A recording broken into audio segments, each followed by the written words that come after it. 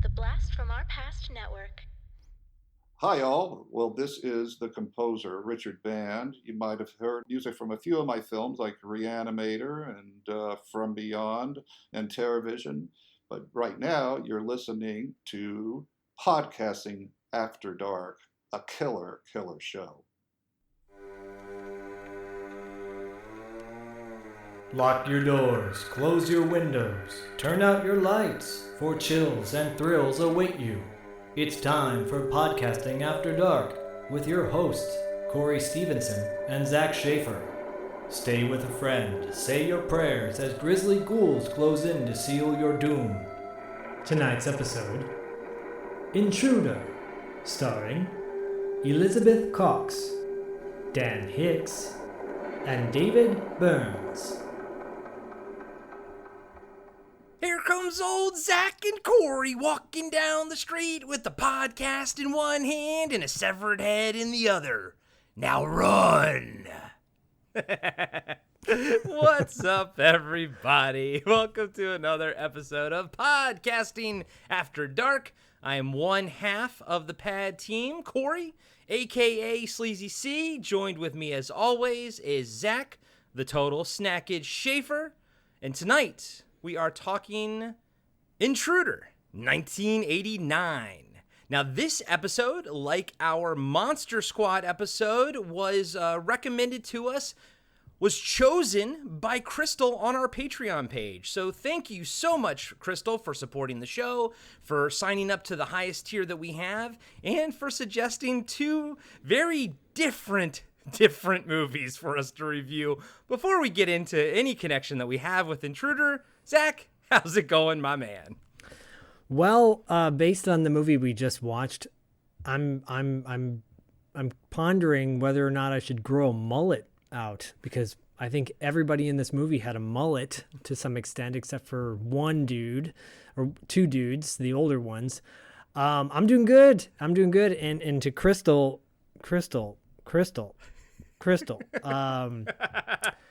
We're going to get into it all, but buddy boy, buddy girl, buddy gal, buddy girl, buddy he, she, just want to get the pronouns correct. This was a wild ride. Hell hath no fury, like K and B scorned, I guess I should say. They were working overtime on their special effects in this bad boy. Yeah, Greg Nicotero and his team did some pretty damn good work on this in this movie, but we will get into that. And before we do, I don't have any connection to this film whatsoever. I'm show running it tonight. I've heard of it. Never seen it. I've seen a lot of the kills, though. They've come across, my screen or something. We follow a lot of horror accounts on Instagram, and so I realized that I'd seen some of these kills. I just didn't know that they were from this movie. And yeah, that is my connection with Intruder. Zach, what is yours, my man?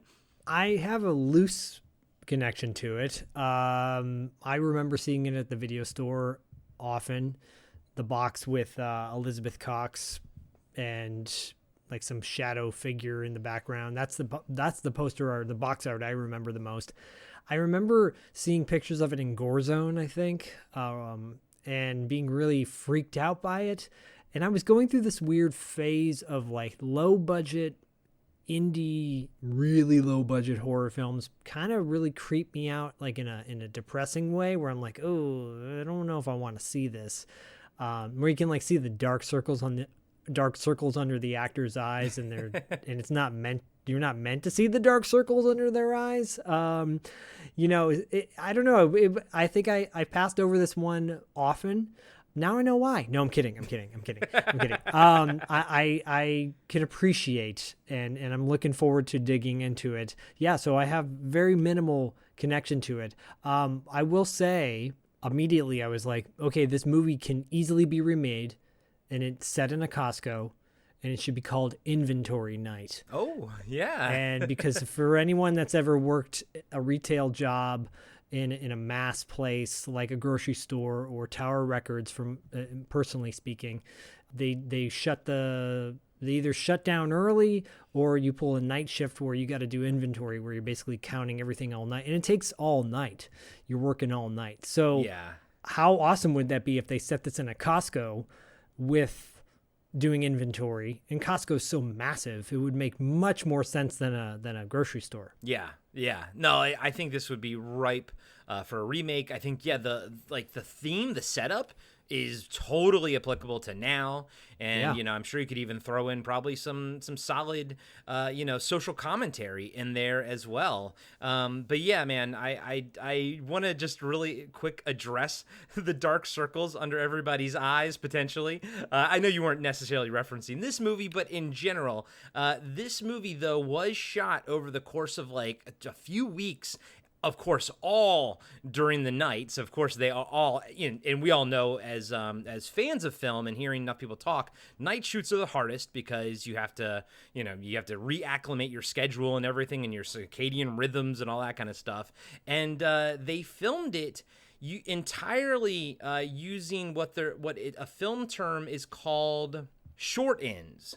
They filmed the entire movie on what's called short ends, and that is a cheaper way to do the movie. It's unprocessed film, and a lot of times student filmmakers will use short ends, and you just basically, you're not buying a full reel, you're just buying sort of leftovers, but obviously they're perfectly fine. Your only limitation is that you might not be able to get long takes out of it. But truth be told, because there's not physically a lot of film there for you to shoot on, but truth be told, I honestly didn't really even notice anything in this. So I think the director and the editor did a great job of, using the film that they had. And I know that saved them money because we used short ends in college. And it was so much cheaper than buying a full reel. I got nothing. You're like, sure, whatever you say, buddy. Sure. Short ends, split ends, long ends. Big bouffant hair like Jennifer. Woof, oofa. Don't really have much else to talk about before jumping into it because you and I don't really have much experience with the film. I will say, I didn't really look into much before I started watching it. But after having seen it, really the biggest takeaway I have is the new poster that I think Blue Underground put out or whoever it was for the Blu-ray is so much better than all of the other posters that were made for this film. Every single one of them was terrible. And truth be told, I didn't recognize a single one of them, but I'd heard of the movie, but I didn't recognize the cover at all. Yeah, I just remember seeing that one cover all the time at the store. The one I saw was, it's Jennifer kind of looking all disheveled with minus the bloody nose throughout the entire movie for whatever reason. And with kind of like a shadow behind her and just said Intruder. The new cover art's really cool. It's great for gore hounds, and this is a gore hound movie. Yeah. If you're into gore, you're going to love this movie. Yes. If you're not into gore, then you're not going to love this movie. And, Crystal, hats off to her for picking a movie that would definitely fly under the radar for both of us.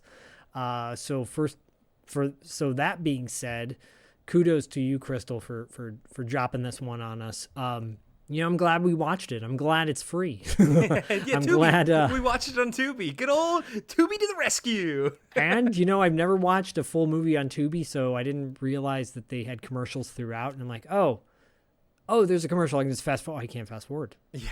Oh, okay, there's just one. Oh, there's another one. Yeah, Olive Garden again? That is the drawback of Tubi, but they have such a great collection of cult movies. I mean, they have The Prowler on there, Motel Hell. They have just so much. And hey, Crystal, this actually got me to sign up for a Tubi account. So now they're actually recommending awesome movies to me. So I could just live in Tubi. I wish you could actually pay just $5 or something to take the ads away because it's a great service. It's a great service. But yeah, they got some good stuff on there. Yeah. And I appreciate that they go a little bit deeper on their content. To be or not to be, definitely to be. There you go. Perfect, my friend. So let's jump into the cast and the crew. You want to talk about director Scott Spiegel. Do you? I'm kidding. He has a connection to Sam Raimi. He worked on Evil Dead and Evil Dead 2. He was Fake Shemp in both of them. That character, the guy that's If you've seen the movie, you know. Yeah. But he wrote The Rookie. He The Rookie's wrote a The cool Rookie. movie. Yeah, he definitely did. And he wrote this. He wrote Intruder with Lawrence Bender. Lawrence Bender is the producer of the film, and he plays one of the cops at the end. But he went on to be a huge producer. He produced Pulp Fiction. He produced Kill Bill. He produced Reservoir Dogs and Glorious Bastards. Quentin's boy. Yeah, clearly. And then just recently, he did the Harder They Fall, the Netflix one. So yeah, he's probably the biggest breakout star of this entire thing. Yeah, for sure. I mean, Lawrence Bender is a legendary producer, young producer too, and his credits are insane. So this very much feels like a indie student film to some regards. And it's not to say that, people didn't try their hardest, but just because you try hard doesn't mean you're good at it. But the cast is, when you go down the cast, Elizabeth Cox plays Jennifer Ross. She was in The Wraith. She's the girl in Daytona who goes, "Come on, George," and then everybody's like, "Yeah, come on, George, George." Yeah, dude, in knowing it, mind blown. I know, knowing it now, my mind is blown, and I still can't see her though. Like I can't even picture it. So it's one of those things where I'm literally having to take IMDb's word for it, but still, it's an awesome connection. She was also in Night of the Creeps. Yeah, which is a movie I'm sure we'll get to at some point. Very cool. I saw that immediately, and I'm like, that's a great connection. Yeah. So there you go. Yeah. Maybe that's why Crystal chose this one for us. Renee Estevez, who I called Jennifer Aniston before the nose job. Yeah, she does have a bit of a Jennifer Aniston, a young, a Leprechaun era Jennifer Aniston look to her. Yes. She was in Heathers, and she was in Single White Female. Those are kind of her. She's the sibling of Emilio. Yep, and Charlie Sheen, and the other brother that no one talks about. Right, exactly. Then you got Dan Hicks and his Hot Licks. No connection to Dan Hicks and his Hot Licks. That's a band, by the way. I gotta say, he plays Bill. It's great. I gotta say that he's my favorite part of this movie. The gore is my favorite part, and then just Bill's maniacalness later on is my second favorite part of this. Yeah, I'd say if there ever was someone who could play the Tiger King, he would be it. He looks exactly like the Tiger King, dude. Just bleach his hair blonde, and you got the guy. Yeah, unfortunately passed away in 2020 at the young age of 68. He will not be playing Tiger King. Nope, he will not. So seriously, that's a bummer that he's passed away, because it's fairly recent, and he didn't reach the age of 70. What did I say? 78 is the good run? Is the good run, yeah. So by your metric, he did not have a good run. And if you guys want to know the metric we're referring to, go check out $2 late fee. Anytime someone's passed, Zach always says, but he had a good run. But only if they're over a certain age. Yeah, so 68 has gone too soon. There you go. The other side of the coin. But yeah, he's great. He's a lot of fun in this, honestly. And he's been in a bunch of stuff. He's been in like Darkman and Spider-Man, because obviously he's got like that connection to Sam Raimi as well. But scrolling through, I kind of don't really recognize him from anything else. But I thought he was a hoot in this. Yeah, he's great. And speaking of hoots, or mullet hoots, I guess, David Byrnes plays Craig Peterson. Craig Peterson, I'm like, was that used in another movie? I don't know. I feel like Mallrats, in the Mallrats one. It's not jumping out. I thought Craig Robinson, the actor, was what popped in my head, but I don't have a Craig Peterson in my head. I think Craig Stevens. There's a movie where a guy goes, you kick. It's 3 O'Clock High, I think. And when Richard Tyson's Buddy Revell shows up at the new high school, and I think they're like, "Yeah, I heard you kick Craig Stevens' ass," or it's the you haven't seen 3 O'Clock High, but the Lee sent it to me. Lee sent it to me on DVD, so I'm gonna watch it. Lee, I know you're listening to this. Thank you so much for sending that to me. I have it out. I'm ready to watch it. I just haven't had a chance to. I'm looking forward to it though. Yeah, dude. So this isn't really spoiling anything, but there's a line in there like, you kicked Craig Stevens' ass," and I'm like, So when I heard Craig Peterson, it just popped into my head just now. That's why I got really excited. You can see my volume levels on my Audacity went up. I'll see it when I go to edit it. Yeah, you're like, yep, that's Craig Stevens. Yeah. Craig Stevens, Craig Peterson, Craig. AKA David Byrnes. David Byrnes, and the guy was in a bunch of witchcraft movies, 2 of them. They made like 10 of those things, by the way. I didn't know that. Dude, they're... Crystal, please don't bring those movies to us, please. Crystal, please. I want to watch. I want to watch they're not. Witchcraft. Crystal, please make Zach watch Witchcraft. No, come on. No, just like... make us do part 10. Make us do some weird ass random God. number. I gotta say, like, I don't shit on movies because we've talked about this. Yeah. But I do say if I'm not a fan of something, I go, I'm not a fan. Not a fan. Not a big fan. Well, and David Byrnes is doing an English accent or an American accent in this, but he's from Scotland, and once I learned that, I was like, yeah, he looks like he's Scottish. Like, you know what I mean? Like once I learned it all came together, I was like, that haircut is definitely Scottish. That sweet mullet. Yeah. Yeah. David Byrnes, no relation to Talking Heads, David Byrnes. Exactly. Sam Raimi, heard of him. You know what's funny? He plays Randy. He wasn't terrible in this. Like, actually, He's good. He's a good actor. Yeah, I know. I was like, wow, he's actually not a bad actor, but he never really in anything. He obviously he directs. We all know that. I kind of like him better than Ted. Not gonna lie. Well, he's much better than Ted, but in my opinion. But he was in a movie called Indian Summer, which is a Bill Paxton, Diane Lane, actually great cast. Vincent Spano. It was directed by I'm blanking on his name right now, but anyways, Indian Summer was a part of a Michigan trilogy. Oh. There was Coupe de Ville, there was Crossing the Bridge, and then there was Indian Summer. Great movie. It's kind of like The Big Chill in a way. Okay, and you know I love Big Chill. And then, of course, the connection to Michigan is Sam Raimi and Ted Raimi and Bruce Campbell, and I believe Scott Spiegel and probably Lawrence Bender are from Michigan. So, and me too. Yeah, exactly. You too. Yeah, no, definitely Mike Binder, and I didn't even have to look that up. It just popped in my head. Mike Binder wrote and directed those movies. Go check them out. They're good. They're like coming-of-age type movies, and Crossing the Bridge is dope. I think you really dig it. It's about these 3 high schoolers who cross into Canada to buy dope, to buy weed, and get caught up with some bullshit that goes on over there. It's good stuff. Okay, cool. Stuff. Yeah, and Sam Raimi is really good in Indian Summer. He plays like I feel like he's like maintenance guy or something. I'm intrigued by actor Sam Raimi now. Yeah, he's not bad. He was in a movie called Thou Shall Not Kill, I think. That was one of his first. I don't know. I don't think it's a trauma movie, but it feels like it could have been a trauma movie. He was like a cult leader in that. Thou shalt not hurt. No. Cry, little sister. Yeah, Crystal, choose Lost Boys, but that's no. Eugene Robert Glazer. Eugene.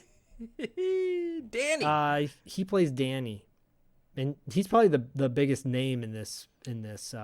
Yes, aside from the producer. Yeah, exactly. He was in No Way Out, La Femme Nikita. He's been on TV 24. Series, yeah, but he's got a good look to him, to be honest with you. I like his look. He's been in everything. The guy's been in everything. So yeah, he's a really talented actor. He was Lucian Orcus in Nightman. Diallo knows that show. Oh, Diallo loves his Nightman. Billy Marty plays Dave, doesn't have an IMDb photo. I think every time we get to one of those, we just go, next. Yeah, I know, because you look at his stuff and, yep, nothing noteworthy. Moving on to Bub. Yep. Burr Steers. His voice, man, through this whole thing, I think I'm going to talk about the way he talks. It's like, yeah, you're not going to give me a wedgie today because I didn't wear underwear. What are you doing here? So I'm like, we talked about on TV Obscura with Denver the Last Dinosaur how that cartoon is an authentic replication of like the look of 1988, and now when you see stuff like Stranger Things, it's like it's trying to emulate that. When you hear Bub talk, I'm thinking that they're making like a joke, and I do think that they're obviously leaning into it because I do think this movie's tongue in cheek and it's supposed to not be taken seriously. But this movie being in '89, the voice that he's doing is much more authentic than like someone trying to replicate it now, and it's that hardcore Valley guy sort of talk. But if this movie's supposed to take place in Michigan, it makes sense that he talks like a more exaggerated version because he's not technically from the Valley, so he would just be getting it, you know what I mean, from somewhere else. But he, honestly, at first, the first watch through, I thought it was silly, and the second time I was like, you know what, if he didn't make that choice as an actor, he would have been a forgettable character, And I was like, I like his character. Yeah, me I too. think his character is actually really funny. He's got some dynamics, like stealing Oreos and whatnot. Yeah, but I need the cutter, man. Yeah, he's good. He actually's been in a bunch of things. He's working to this day. He just did a movie called Chapelwaite, or a TV series called Chapelwaite with Adrian Brody. Oh yeah, that one. Yeah, and he actually has written some stuff too. The screenplay for Pride and Prejudice and Zombies and How to Lose a Guy in 10 Days. And then he's doing a lot of directing stuff after that as well. So hey, he's working. Wow, that's impressive. Wait, hold on one second. He was holy crap, he was the director of Igby Goes Down, which was a really good movie with Kieran Culkin. Yeah. He's directed some like L Word episodes. He's directed some Weeds episodes, some Big Love. Damn, that's actually pretty fucking impressive. And he directed Pride and Prejudice and Zombies, which is not as impressive. I mean, but he's working. He's working, and it seems. Yeah, I think he. I think he actually. Yeah, he directed Chapelwaite. Okay. An episode of that. So that's cool. So he's turned from more behind the scenes type stuff. Yeah. I guess we can mention the last one. We'll get to Bruce Campbell kind of at the end, but Ted Raimi plays Joe. He's another side character. And Ted Raimi, yeah, I mean, he. Yeah, I know that's right. Yeah, I've never. I'm not a fan. I'm not either, and I don't want to ever say that I don't like a person, but I don't think I like Ted Raimi. And I don't mean like as a person, but like as like a character actor. Every time he pops up, it always takes me out of the movie. And it's not just because I know he's Sam Raimi's brother. There's something about the way he acts that's always over the top. The last movie that we saw him in on our show was Hard Target. He had a very small role in that. But yeah, dude, I think I might have even said, "Oh, it was cool to see him in that," but I'm like, "No, not in this." You know what? That was probably the best role he's done because it was so short. But yeah, dude, I'm just not the biggest Ted Raimi's fan. Yeah, it's like he really overacts. He really overacts in this, and I remember people were popping boners over Xena and Hercules back in the day. There was so much fandom behind that, and he was on one of those shows, I know, and I get it. It's cool. Like, and then, if you don't like him, then everyone jumps down your jock for not being into that person. And because it's like, how can you not like them? They're so cool. Like, it's just not my thing. Give me a Clint Howard any day over it. Give me a Don Swayze over Ted Raimi. Yeah. Yeah. Dude, I'm Give me with you. Frank Stallone over. It's going to turn into the anti-Ted Raimi episode. But you know what, buddy? I'm there for it. I am there for it. I do want to really quickly call out the two officers, Officer Dalton and Officer Matthews. Dalton played by Alvy Moore and Matthews played by Tom Lester. They are both from Green Acres, the famous TV sitcom from 1965 to 71. And it's interesting. I get a feeling that they booked them together and they pair them up together because they're both from Green Acres. But it was funny too because like when they're there, they had like an old way of acting about them. Yeah, you know what I mean? Totally. And it almost felt like when they were there, it felt like cops from like a movie from the 50s, like Them or something like that. It felt like something like that, the way of acting. So, but whatever, it was fine. It's they have a funny scene, and some of the lines that are delivered, I don't know if it's improv or not. It definitely actually brings up the scene. Yeah. The young, inexperienced actors in the scene are just like, oh, yeah, this is what acting is? Yeah. No, it's another highlight that I very much enjoy their little spot. Ditto. And then finally, let's just call out Tim, Craig Stark, because he's been in some stuff too. He's been like Once Upon a Time in Hollywood and Hateful Eight and Django Unchained and whatnot. Small parts, not like main ones, but he's still working and everything. So Probably thanks to Lawrence Bender getting parts in movies. Yep, I guarantee. I mean, I think at this point, guys and gals, you can see how these connections happen. Sam Raimi's connected over here, something's over there. It was stuff like Hard Target, which is what I didn't understand, like why Ted Raimi was there, but then you find out that Sam Raimi was on set the entire time because the studio wanted him to be there just in case something happened. Bada bing, bada boom, Ted Raimi's in Hard Target. So you're like, we're putting together the tapestry that is Hollywood.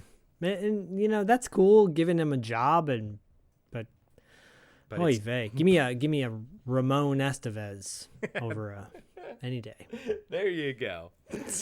Trying to think of other obscure siblings.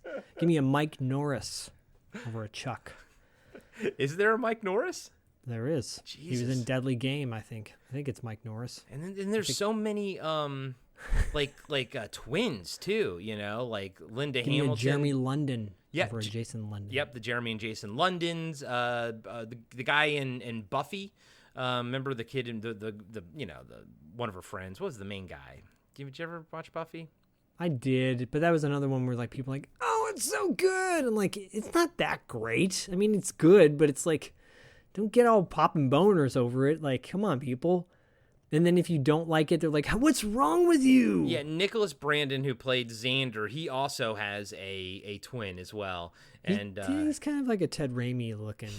I like Nicholas. I liked him much better than Ted Raimi. So and I got no beef with Buffy. Give me a Kim Richards' sister. There you go. Over Ted Raimi. Trust me, guys. This is gonna come up throughout the night. I might have blew my load in the first 5 minutes just talking.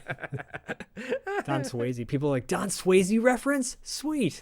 Yeah, it's what they show up for the Don Swayze references. Who doesn't? Don Swayze, by the way, looks like if no disrespect, but he looks like if Patrick got like in a funhouse mirror. Just got his face kind of smushed in. It's like, yeah, because like you can see Patrick in it, but it's distorted. I know what you mean.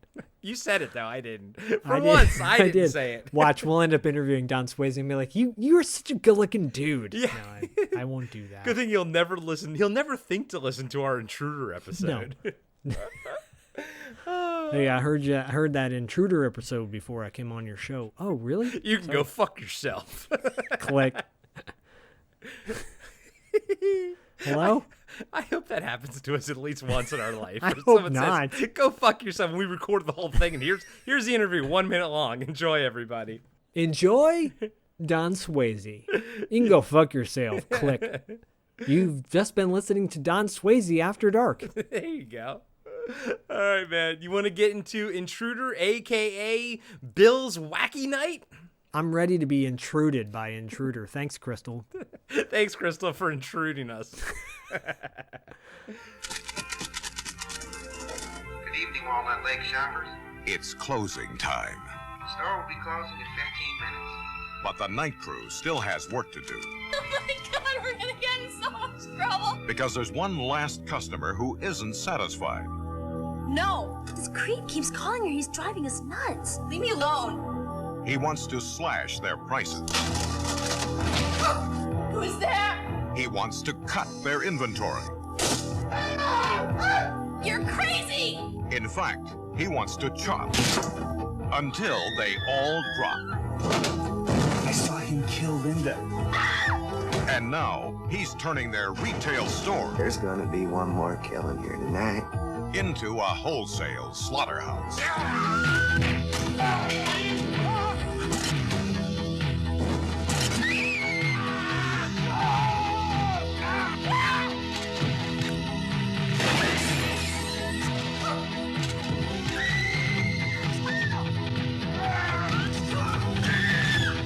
I'm just crazy about this store. Intruder. All right. So, was this a Full Moon produced film? I think they probably bought it for Okay. like $13 or something. Yeah. And then got to distribute it. So I see because it's not the original Full Moon logo. It's like the new digitized one, and I'm like, oh, the original was so much better with the Richard Band underlined track. And God, I love Full Moon. We're gonna do a Full Moon movie eventually, but yeah, that just we have occurred to to. me. We have not done one technically, because I'm with you. I'm fairly certain this was just probably bought up and distributed by them, because I've never remembered this like showing up on any catalog or Full Moon ad or anything. No, So. no, I don't think so. And they've kind of become like Troma. They just have a bunch of movies that they didn't produce that they now own. Well, because I think they have a streaming service, right? I think Troma and Full Moon have a streaming service, and anyone with a streaming service will tell you gotta fill it with content, otherwise people are gonna disappear. And that's why I wish like Shudder would just like buy up Full Moon, or like I wish it would just all merge. Like we have a horror streaming app, it's called Shudder. Full Moon, just go into it, just all become one, Who the hell's buying Full Moon's streaming service? Who? Right, exactly. So maybe one day Shudder probably will pick it up because it'll be bargain bin price. I mean, come on. I love Full Moon movies. I love their Shadow Zone titles. I love their or Moonbeam Entertainment. They have some offshoot production. Then they have their like softcore one, which people are like, all that shit you can find for free somewhere nowadays. On YouTube usually. Yeah, why? Dollman, buy Dollman for $5 and you're good to go. And Puppet Master 1. Kind of like, why did they put the teal lettering on the black background?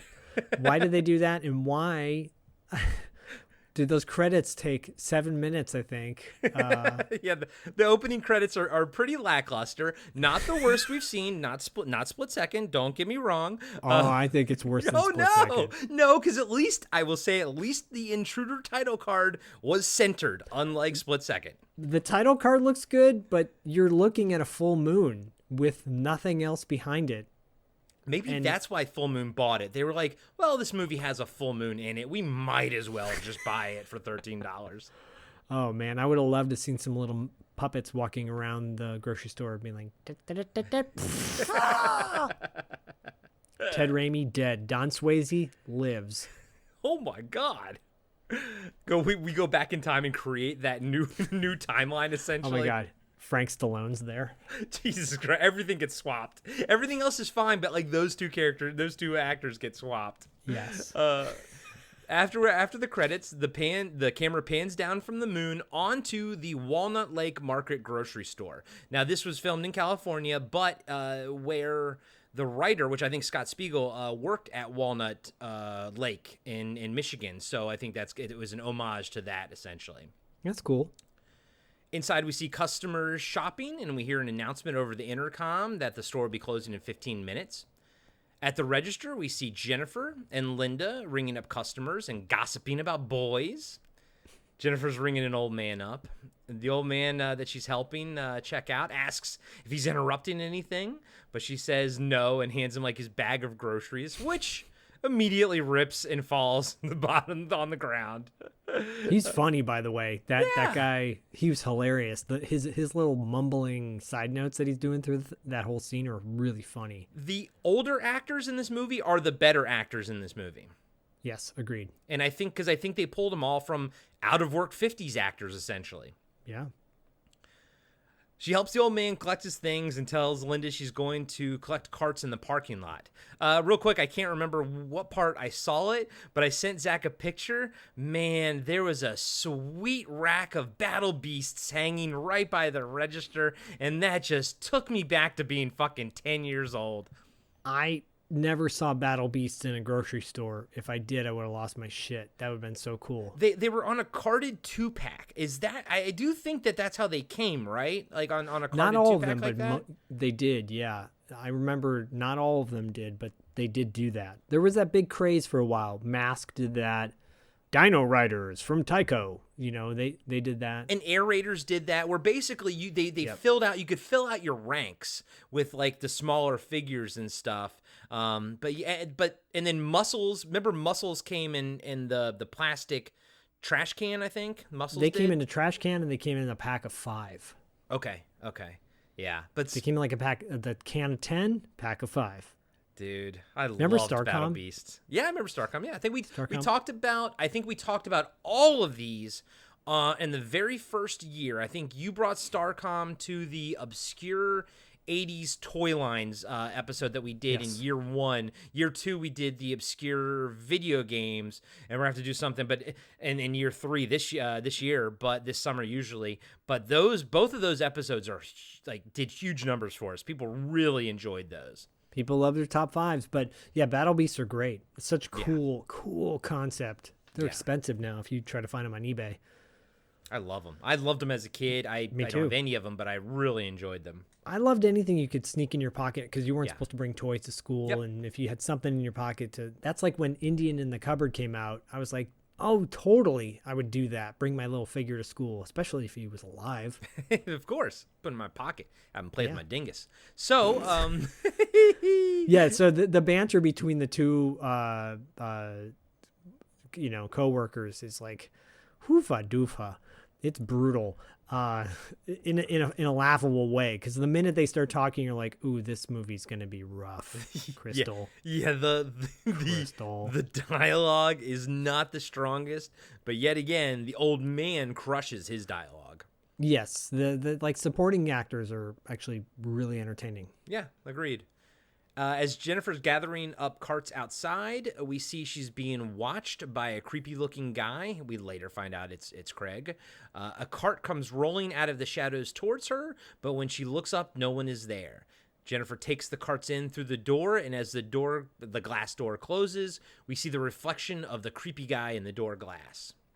And it's a cutout of him. Is Did it? you notice that? No. It's a cutout and it moves. It's like a cardboard cutout and it moves.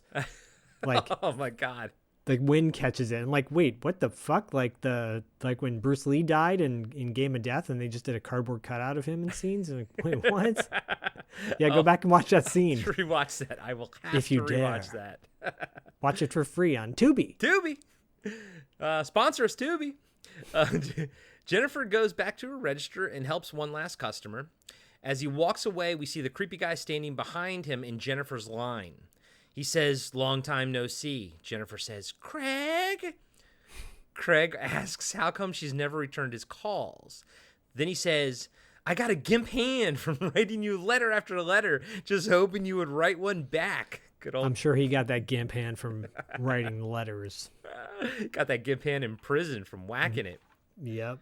Jennifer says this isn't a good time, and Craig slams his hand on the counter and asks, when is a good time? At this part, oh, here it is. This is my notes. At this part, I noticed the Battle Beast 2-pack at the register. There you go. It's in my notes.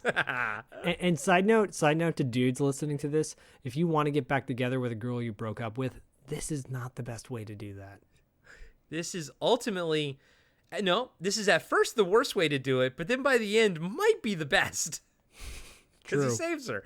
And by the way, the twist that this thing makes, trying to make him like a pseudo hero at the very end, I'm like, no. He is too much of a piece of shit to be any kind of a hero. Yeah, he is a piece of shit. The way he like grabs her face in this scene is disturbing. Well, he hits her at one point too. Yeah. Well, that's how she gets the bloody nose. Yep. It's disturbing. Linda asks if there's a problem. Craig tells her to fuck off. Jesus Christ. Jeez, I know. Linda hits a button by her register, and we see a bell go off in the manager's office. In the office, Danny and Bill are talking. Bill says he's going to check on what the girls need, but Danny says they have never once used that alarm properly. So look over the contracts first and then check on them. Then close the store. Bill says, at least let me look out the window. And so he goes over to the window, and there's like this slot where you can like move a little cabinet, like a little shelving thing aside, and then you can see out onto the floor, which it's not for peeping. It's, just to make sure everything's going on down there and you don't need to have cameras and everything. Yeah, we had that at Tower Records. Okay. In the top level, we had security cameras, but we also had that kind of crow's nest. It was cool. You could spy on people, especially because you were in a big store and you could actually like look over a lot of it and everything like that. Oh yeah, spy on people. Spy on Linda Blair. No, I didn't need to spy on her. She was spying on you. And if you want to know that whole story about Linda Blair, check out Tales from the Video Store's Patreon page. I think you've told it on a wrap up too, but I can't even remember I what. told So a much detailed version for a $2 tier. oh, there you go. So guys and gals, go check out $2 late fees Patreon as well. I know that a few of you who are patrons of us are also patron of them. So we have a nice little Crystal. We have a nice little incestuous family over here. Yeah, like Crystal. We sure do. You guys are all our family. Come on. Yeah, exactly. We love you all. So he opens the slot in the wall and looks out at the register, and he just sees Jennifer talking to Craig. Cut to Craig slamming his hand down on the counter in frustration, and Jennifer says that she owes him $1.35 for a pack of cigarettes. That's cheap as hell. She says she's sorry for what happened, but it's been over a year now. He tries to grab her mouth, and he says he's been keeping his feelings alive for the whole time. She says, "Please, Craig, you owe me $1.35 for the cigarettes." Craig yells at her and says, "You owe me an explanation." Yeah, Exec says, I know that we've all been in this situation, like feeling like, blown off and everything, but you don't cross this line. You know what I mean? And the reason that she blew you off is because you act like this. It's like, this is the reason. This is the reason. This is your answer, Craig. And note to all people that get dumped, like, this is not how you're going to win back your person. Ever. You win them back by evolving and changing and becoming a better person. Or you move on because you didn't need them in the first place. Exactly. It's both. It's either or. Yep. You and I sometimes it works, sometimes it doesn't. You and I have both been in this situation before, but we've never gone to I never this. grabbed a woman's face. No, we've never gone to this aspect of it. I think I've just done the self-inflicting things. Yeah, I know. Me too, probably. Craig puts the money... Not really. Craig puts the money in her hand and then grabs her hand. I mean, you didn't see that coming, Jennifer. Linda grabs Craig from behind and he pushes her back. This gives Jennifer a chance to run away. She doesn't get far. Craig grabs her and smacks her across the face like a piece of shit. Again, remember all of this when they try to make Craig a pseudo-hero at the end of the film. Remember all of the shit he does here. One employee comes to her aid. I had to write one employee because at that point in time I didn't know who what their names were. So looking at, even though I watched it once before doing the breakdown, it took me a good 20 minutes into the movie to figure out what their names were because the IMDb pictures don't help, especially when you're missing one picture to cross-reference. Dave. Yeah, you're talking about Dave, right? Yeah, exactly. Poor Dave. Dave. Dave gets it the worst. He gets it the worst, and he's got the bitchiest scream I've ever heard in my entire life. It's great. I know. Yeah, I agree with you on both of those statements. Jennifer, never mind. Well, we'll get there. So one employee comes to her aid, but Craig throws him into the potato chip display, and I think that was Dave. Bill grabs Craig from behind and tackles him to the floor. Linda and Jennifer yell, "Stop it." Craig breaks free and gets up. Bill punches him in the face, and Craig returns the favor. They trade blows. Like, it's a slobber knocker at this point. They're just punching. It's a slobber knocker. And I got it exactly from where I got it from wrestling. It's a wrestling reference. Hell yeah. But good old JR. Good old JR, buddy. I think that he used to say that stroke. But Bell's palsy, dude. Oh, sorry. It's a slobber knocker. It's a slobber knocker. Sorry, JR. This is Bell's palsy. He doesn't listen. I know. So they're trading blows back and forth. The owner, Danny, comes running into the scuffle. He punches Craig in the stomach, and I love that. But Craig kicks him and breaks free. Craig starts backing away as Danny, Bill, and some of the other stock boys now close in on him. All of a sudden, Randy, who's Sam Raimi's character, walks out with his butcher apron on, asking what's going on. Craig grabs him, throws him into the Pepsi display, and runs away from him. They all help Randy to his feet. Danny tells Jennifer to call the cops while they search the store. Danny says if they find anything to yell, but stay away from him. As Jennifer's calling the police, we see she has a bloody nose. Now, I will say, Another one of my favorite parts of this movie is, since it all takes place in a grocery store, is seeing all the logos for, 1988 Pepsi. And I say 88 because it came out in 89, so you got to figure it was filmed in 88. So all the Pepsi cans, like all the cereal, everything, Battle Beasts. So it's like, I'm just like, on one hand, I'm watching the movie, but on the other hand, I'm like, just looking everywhere. And I'm like, oh my God, I remember that old fucking logo and shit. Right? Yeah, no, it's great. I was expecting to see all generic stuff. I don't know how. I know things must be different now than they were back then, because I know we've talked about, I think it was the movie The Stuff, where in the kids' bedroom there was like Star Wars posters everywhere, and we were like, did they have to get the license for that? And then my question for this movie is, like, how do you film this movie? Like, technically, how do you distribute it technically? Like, meaning, like, with all the rights to all these logos that you're using. Well, this movie, it probably went straight to vid. Yeah. And, you know. 89, would that have gone straight to video in 89? Probably. I think so. That was right on the cusp, wasn't it? Yeah. Well, it says it made $130,000 at the box office. Okay. So maybe it had a limited run or something? Yeah. Guys and gals, if anyone can actually answer this question, I am personally very curious, like how a movie like this just gets away with all the rights and everything, maybe even streaming now, like on Tubi and whatnot. How do they get away with that? But I'm guessing it has something to do with the date, meaning like how old it is. It probably is not applicable anymore, because maybe some of the logos don't even matter anymore, They're like more concerned about the music than they were the...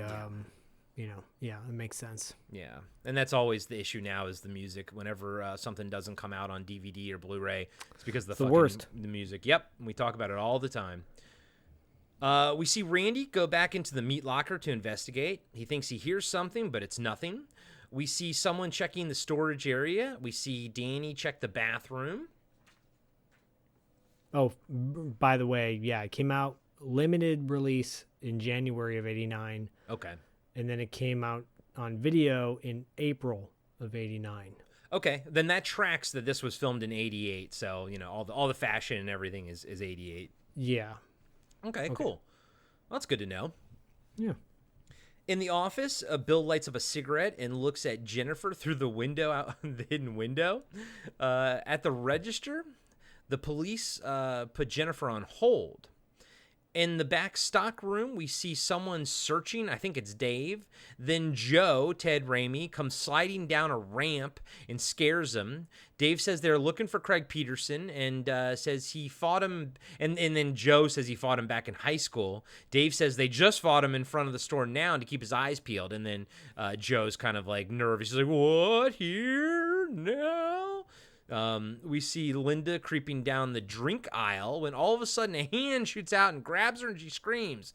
But it's just Tim. Oh, Tim.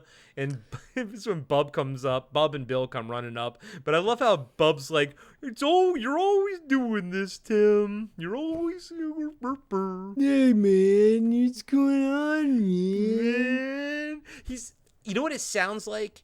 It sounds like in Heavy Metal, the animated one where they're snorting all the coke, the two aliens. One of them is Harold Ramis. It sounds like Harold Ramis doing that kind of a voice. Like, hey, man, what's happening, man? Or this guy's emulating Harold Ramis doing that voice, because that was like 81. He's good. He stands out. He does. You're right. I love it. I think it's funny, but at the same time, it's also super fun. Yeah. It's fun and funny. One might say it's funny. It's no Ted Raimi. No, nothing is. Give me a Chad Lowe over a Ted Raimi any day. Are you just making some of these up now? At some point, you're just going to... Chad Lowe is Rob Lowe's brother. I mean, I figured, but I don't... And at some point, you like can Chad just start Lowe. making them up, and I won't even know, to be truthful with you. How about give me a Stephen Baldwin? There you go. That I know. That I know. Give me a Daniel Baldwin who's not related to Daniel Baldwin from Firefly. Yes. Bill gives Tim shit for messing around, and Bub says he knows where Craig might be, in the attic. Bill says, where I caught you guys smoking that wacky tobacco? And so they go off to investigate, and Tim asks if Linda wants to have a beer with him in the back cooler, but Bill yells, I heard that. Good old Bill. Good old Bill. By the way, it's Adam Baldwin, not Daniel Baldwin. That's right. Thank you for making the correction, because otherwise we would hear about it online. Oh my God, he's not Goblin. The Jesus. Goblin debacle. The Goblin debacle is stuff of legend at this point. Hey, at least we know people are paying attention to us, right? For sure. Upstairs, Bill climbs a ladder to look into the attic while Bub stands below him. When the top rung of the ladder breaks and Bill falls back down. Cut to downstairs, and Jennifer is still holding on hold with the police. There is a glass shield behind her dividing the registers, and we see Craig's face in it looking at her. He slowly walks around to the opening of the register, and he kicks open the door as she's telling the officers her address. We hear them say, "Are you in danger, ma'am?" as Craig grabs the phone and hangs it up. Craig gets into Jennifer's face and says, "Give me my change." She reaches into her pocket and hands him the coins, but he throws them down and tries to kiss her. Just then, Dave and Danny run up and grab Craig from behind. Bill runs up to help. Danny says that if Craig ever comes back, he better hope the cops get here before he does. Bill opens the front door and they all throw Craig outside. Craig's kind of like standing there looking at them as they're all yelling at him for to leave. He's like, they're all just like, fucking leave, man. Sam Raimi's like, get the fuck out of here. Bill locks the door and locks the front door, and Craig moves back into the shadows. It's a funny scene because they're like all just standing there. Yeah. They're like, and he finally just starts walking out. Because he's like standing there. He's just like eyeballing them all, you know. This part, like this moment was actually pretty intense, I thought. They're like yelling at him. It felt like, you know, it just felt true. It felt like how you would, like, you know, how you would act in this. Yeah, I was thinking the same thing. I'm like, what would I be doing? I would just be standing there, I guess, watching him until he leaves. Exactly. Yep. You're not gonna go in the back and hang out. No. Danny and everyone are huddled up by the front registers now. Jennifer says the cops are going to send over a car as soon as possible.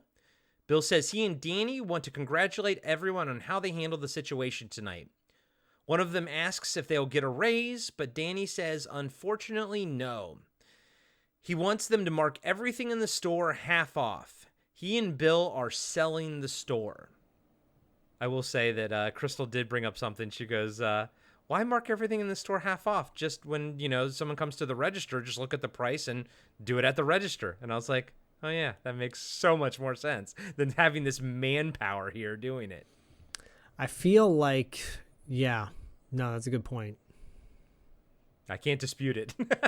Because if you literally know everything in the store is half off, then just hit 50% on every single sale. Yeah, it'd be one thing if like some things are 30, some things are 50. Yep, exactly. So good one, Crystal. Good one. Danny says that they are selling the store to the city, but they can expect a bonus in their last check.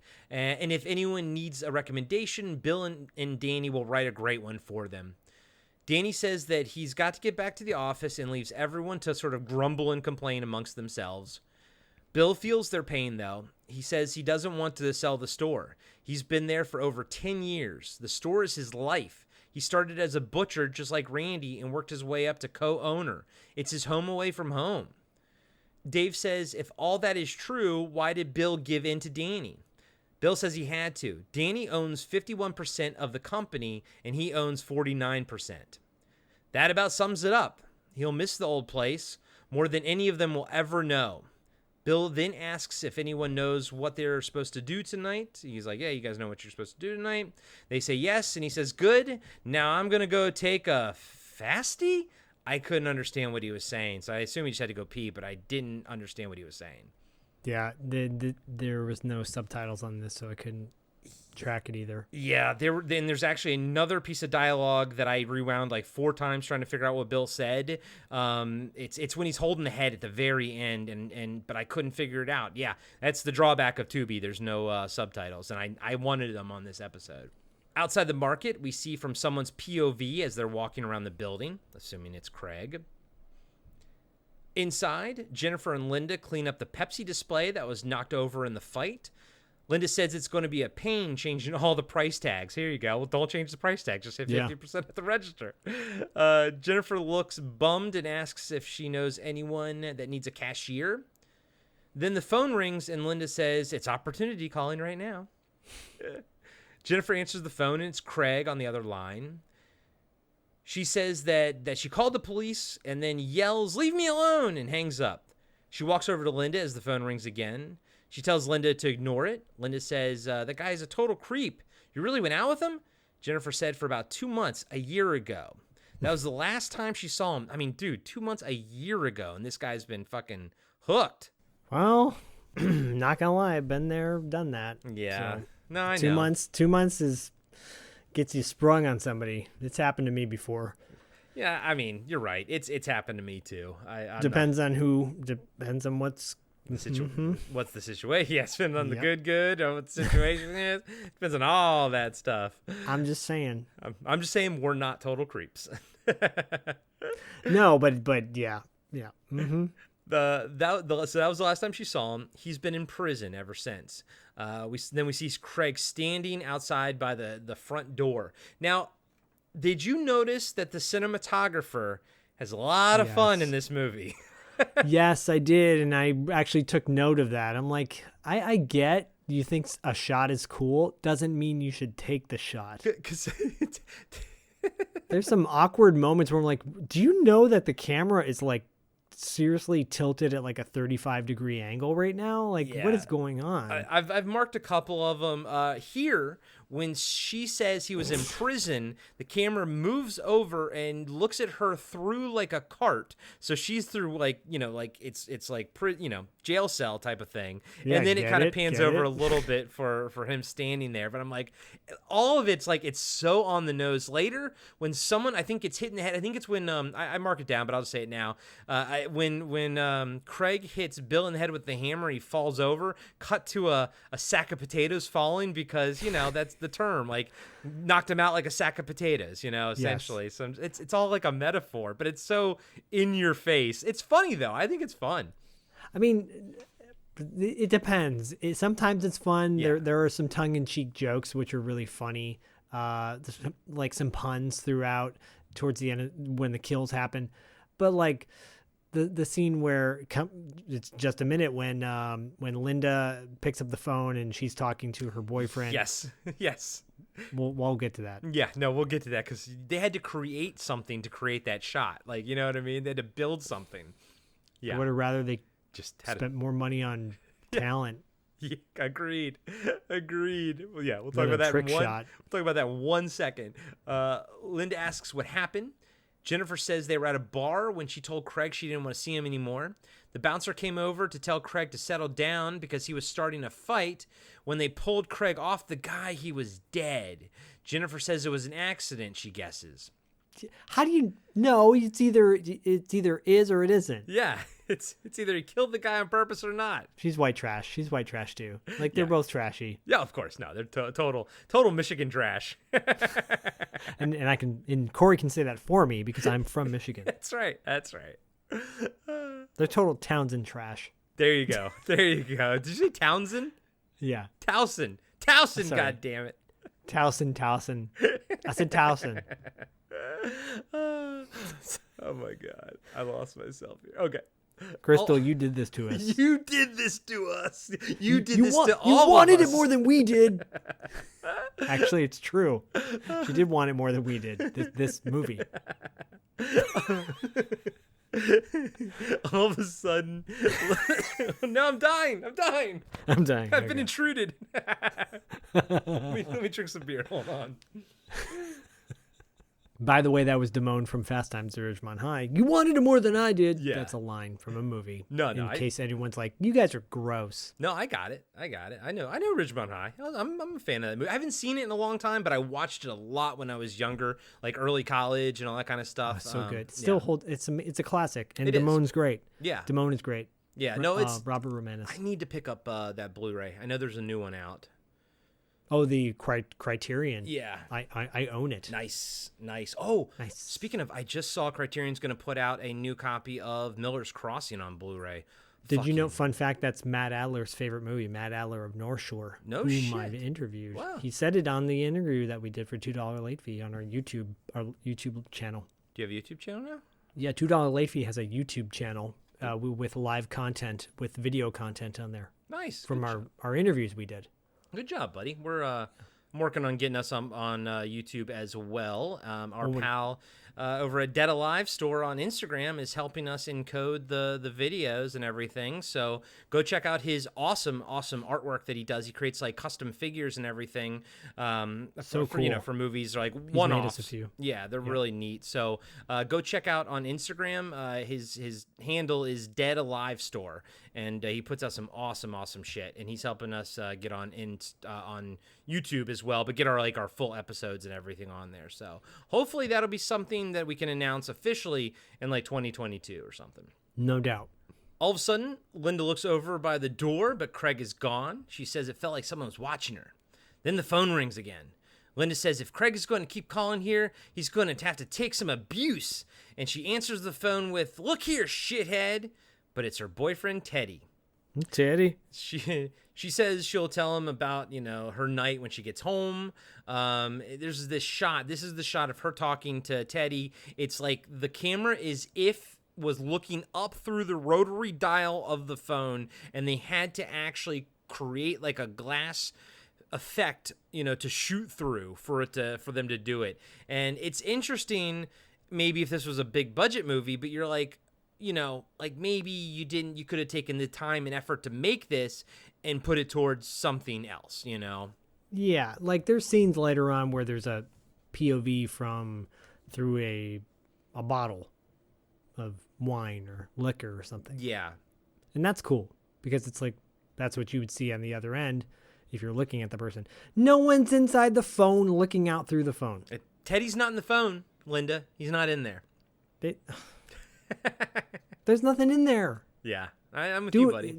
Fuck it. Do a fly point of view. A point of view of the fly sitting on the phone, looking up at Linda through all the eyes and throwing up. That would be funny. Yeah. Or taking a dump on the phone because flies poop pretty much every time they land on something. So there you go. And the more you know, now you know. Yeah. Yep. Back to a POV shot of someone walking around outside the store again. We see another interesting shot of Jennifer sweeping the floor, and they would have had to use again plexiglass for her standing on it or something. Like this shot took time. Like it's maybe they had time. Maybe, you know, the K&B effects guys were working on something. He's like, I got the time. Let's set up an interesting shot. I don't know. Maybe that's what happened. If it was, I guess what I'm trying to say is I hope that they didn't do these shots in lieu of doing something else, and they were only doing it because they just had extra time to kill while maybe they were waiting for an effect to be ready or something. I don't know. Or it takes a very mundane scene and makes it interesting. Yeah, that's true too. Yeah. I mean, this one, I didn't have as much of a problem with this one as I did with the phone. And maybe if they weren't just back to back, you know what I mean? Like the phone one was dumb. I thought the phone one was dumb. Yeah. I like my idea of a fly. Yeah, I do too. Pooping everywhere. Buzz. Throwing up. So she's kind of like by the paper towels. She looks at, and she's kind of like sweeping up, and she looks at the sign next to her, and Craig wrote on it, "Jennifer, I love you and will do anything to get you back." She rips the sign up and throws it down and sweeps it up. And I was like, okay, guy, you know, okay. We see shots of everyone doing their nightly tasks. Joe's in produce. Tim is stocking beer. Randy's in the meat locker. Jennifer's in the back room trying to open a bottle of aspirin when Dave comes down the conveyor belt. That's funny. Yeah, he's like lying down. He hops up and opens the bottle for her. He asks if she needs anything, and she says, a new job? He says, you and me both. Dave says he's having a few people over on Saturday night. Jennifer asks if he's still with her, but he says no.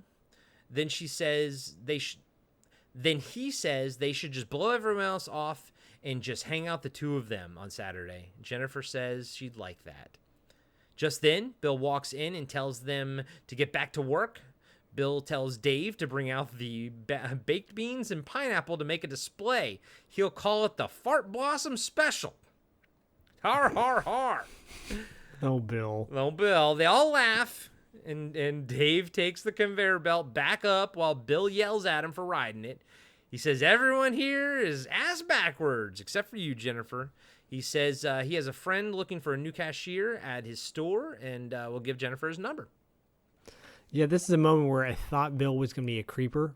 And because unfortunately, the trailer for this movie gives away who the killer is in the trailer, which is a bummer. But Bill, I automatically assumed he was going to make a move, like he just because he looks sleazy. Yeah, with but his he mustache. doesn't. It's like kind of with his mustache and his slick back hair. It's actually kind of he's like sweet, and I'm like, oh, that's cool. Yeah. Okay, good. I was hoping that would be the case, which makes his turn more fun. But yeah, I'm with you. He looks like a sleaze, but he's actually, for now, not. Yeah, and spoiler, he's the killer because here's the deal: it's in the trailer. So, and spoiler, once you know that he's a killer, about half of the kills don't make sense, like proximity and time-wise, like how he could have gotten around. But it doesn't matter because the kills are the best part of this movie. True. In one of the aisles, Linda is talking to Bub about Craig. Bub used to be best friends with Craig. He even got him this job. Yeah. They even got me this job. This is the angle, the shot that really annoyed me because the way it's shot, it's such an odd angle. It's not straight down. It's like half sort of down. It's almost like it's coming at them from the 2 o'clock angle or something like that. Yeah, it's really weird. It's really weird. And so unnecessary. Yeah. It could have just been a lot more of a simple, setup. Yeah. He says Craig used to be cool, but he went nuts after his dad died. He says Craig used to deal drugs, then got addicted himself. He started treating Jennifer like shit.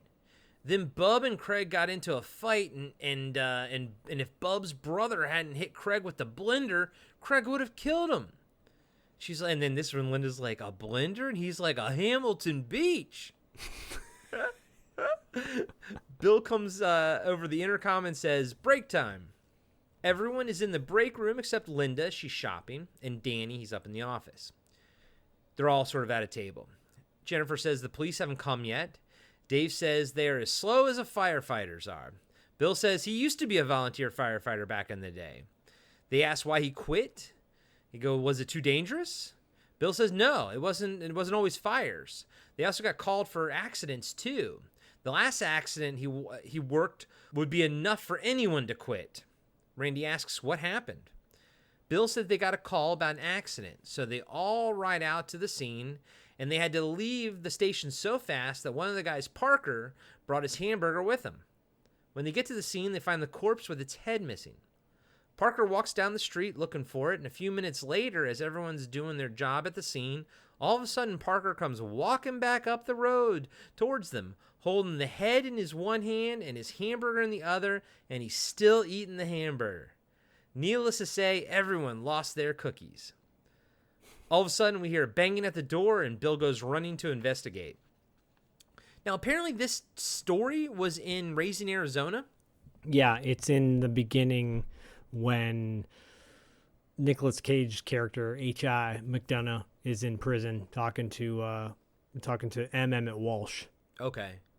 I haven't seen Raising Arizona in a long time, but I love that movie. I watched it back in high school. When I died, I physically died laughing when Nicolas Cage is fighting and he gets his hands cut on the stucco on the ceiling. My favorite scene. He looks down at his hands and screams. It's amazing. I love it. But so I was reading behind the scenes about this whole story thing, and I think in the story, Nicolas Cage, the character he's talking about is Bill. The character's name is Bill. So then in this movie, I think this is all on purpose, that they have this story in here and that the killer's name is Bill. It makes I think it's M. Emmett Walsh telling the story in Raising Arizona.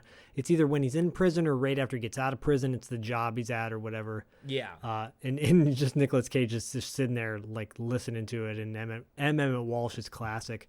And he's got his ham hand in the other. And which is interesting because Raising Arizona came out in 1987, so it was just the year prior, but they must have been so enamored with that, movie. I mean, that's my favorite Coen Brothers movie, but yeah, it's cool. Mine is definitely Miller's Crossing. You and Matt Adler. That's right. Apparently, we have something to talk about next time we hang out. Yeah. Hey everybody, Corey here. I just want to let you know that we'll be right back after these short messages. Imagine being one of the last people on Earth, being trapped alone with something not human. Something always watching. Something always waiting. What would you do? Where would you run? Where would you hide if you were haunted for 7 winters alone? Podcasting After Dark presents 7 Winters Alone, a dystopian haunted house story by David Irons. Available now in paperback and ebook. And now, back to the show. So Bill goes running to investigate, but it's the cops. Bill unlocks, it's our favorite cops. It's the two from fucking Green Acres, man. Hey, and remember another Green Acres connection was Dreamscape that we reviewed. Because what's his name played the president? Oh, yeah. Oh, yeah. Look at all these connections.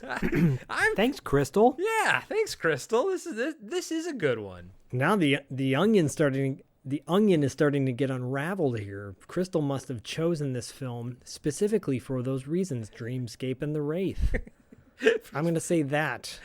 She chose them for those reasons. Yeah, the Green And Acres for those connection. reasons, this is a great movie to choose for those reasons, Crystal. Not for the acting. Hoofa. Or the continuity. Hoofa.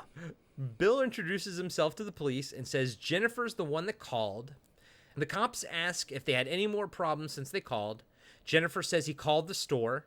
They ask if he made any threats, but she says no. They said they ran a check on Craig, and it looks like he's out on parole. It's kind of all they really know about him. If he comes back, give them a call. The officer kind of grabs his card and says, hands them his card. Nope, that's not his card. Here it is. And so It's funny. It is. That's a great scene. Like you said, it's a great little moment. All the while, the other officer's like creepily smiling at Jennifer a little bit, you know? And then, so he hands Bill the actual card, you know? And then they can't get out of the door because, you know, they're supposed to be automatic doors, but now they're locked up for the night. So they go kind of like the cops bump into the doors. They try to like kind of move it. Bill sort of goes in to help. And I don't know if that was planned, but it was pretty fucking perfect.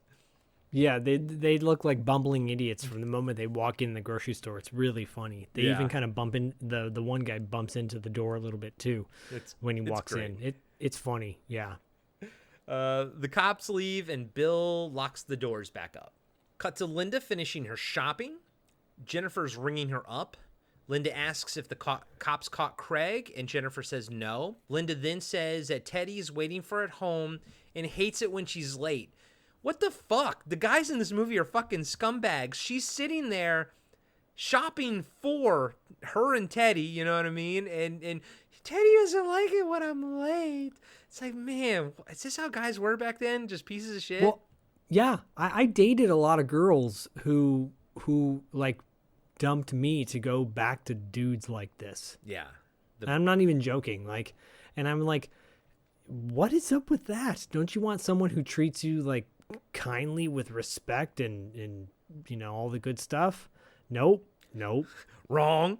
like Charlie Murphy says, wrong. I swear to God, so many women that I've dated, I'm not talking about women in general, that I've dated personally have been like this. And I'm just like, what is wrong with you? Self-esteem? Is it low self-esteem? I don't know. And all those guys who were just total douchebags. And some of those guys, I know one guy who I didn't know him when he was younger, but I could tell he was that kind of guy back then. He hasn't changed. Like, what is it compels you to, why can't we just be kind and nice people? I don't know. And you know, we didn't know each other in high school and college and whatnot, but I do think you and I are very similar in like how we dated, and we were the overly nice guys and whatnot, and then that tended in our earlier ages to lead to being shat on, but when you get older, I think women did seem to appreciate that more later on. Oh yeah. When you're younger, it's, oh my God, you're smothering me, and now it's, you know, why don't you smother me? Don't stop smothering me. Exactly.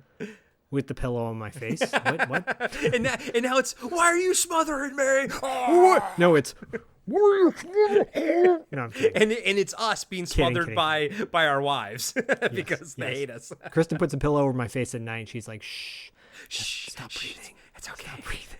I'm joking. She doesn't do that. Go to sleep. Go to sleep. Go to sleep. Never wake up. Go to sleep. Never wake up.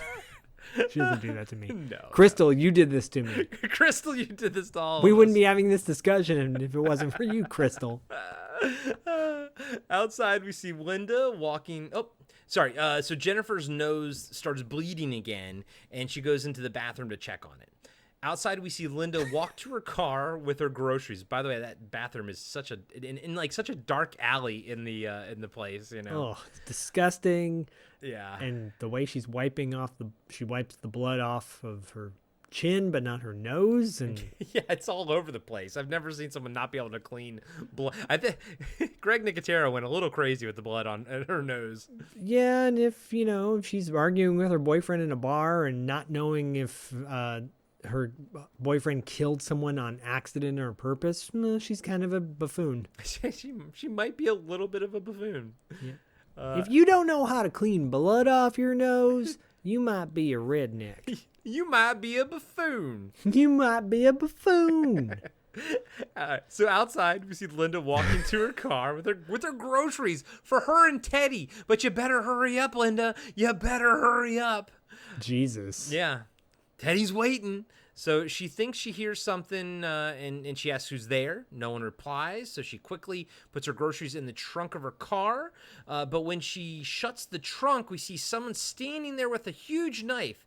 The person grabs her by the throat, and the knife comes downwards, right? Cut to Joe in produce cutting a watermelon with the same kind of big knife, same kind of motion. And this, I actually like this cut. Like it cuts from one scene to the other on the motion of Joe's hand. Real quick, I just want to, I'm going to roll back really quick to the outside, but I just want to finish this little part up. Joe's slicing up a watermelon and he's got headphones on. That's kind of the thing you got to know about Joe's character is he always has his headphones on. So later in the movie, you can always tell when it's Bill as the killer, but here in this shot right here was so clearly Craig with the hair and everything. Like the silhouette was it was not Bill. And it's second time I watched it, it threw me off. So I'm like, is the movie telling me that like, did Craig actually kill Linda here? And then this is the only person he did kill? But then what he says later kind of contradicts that. He says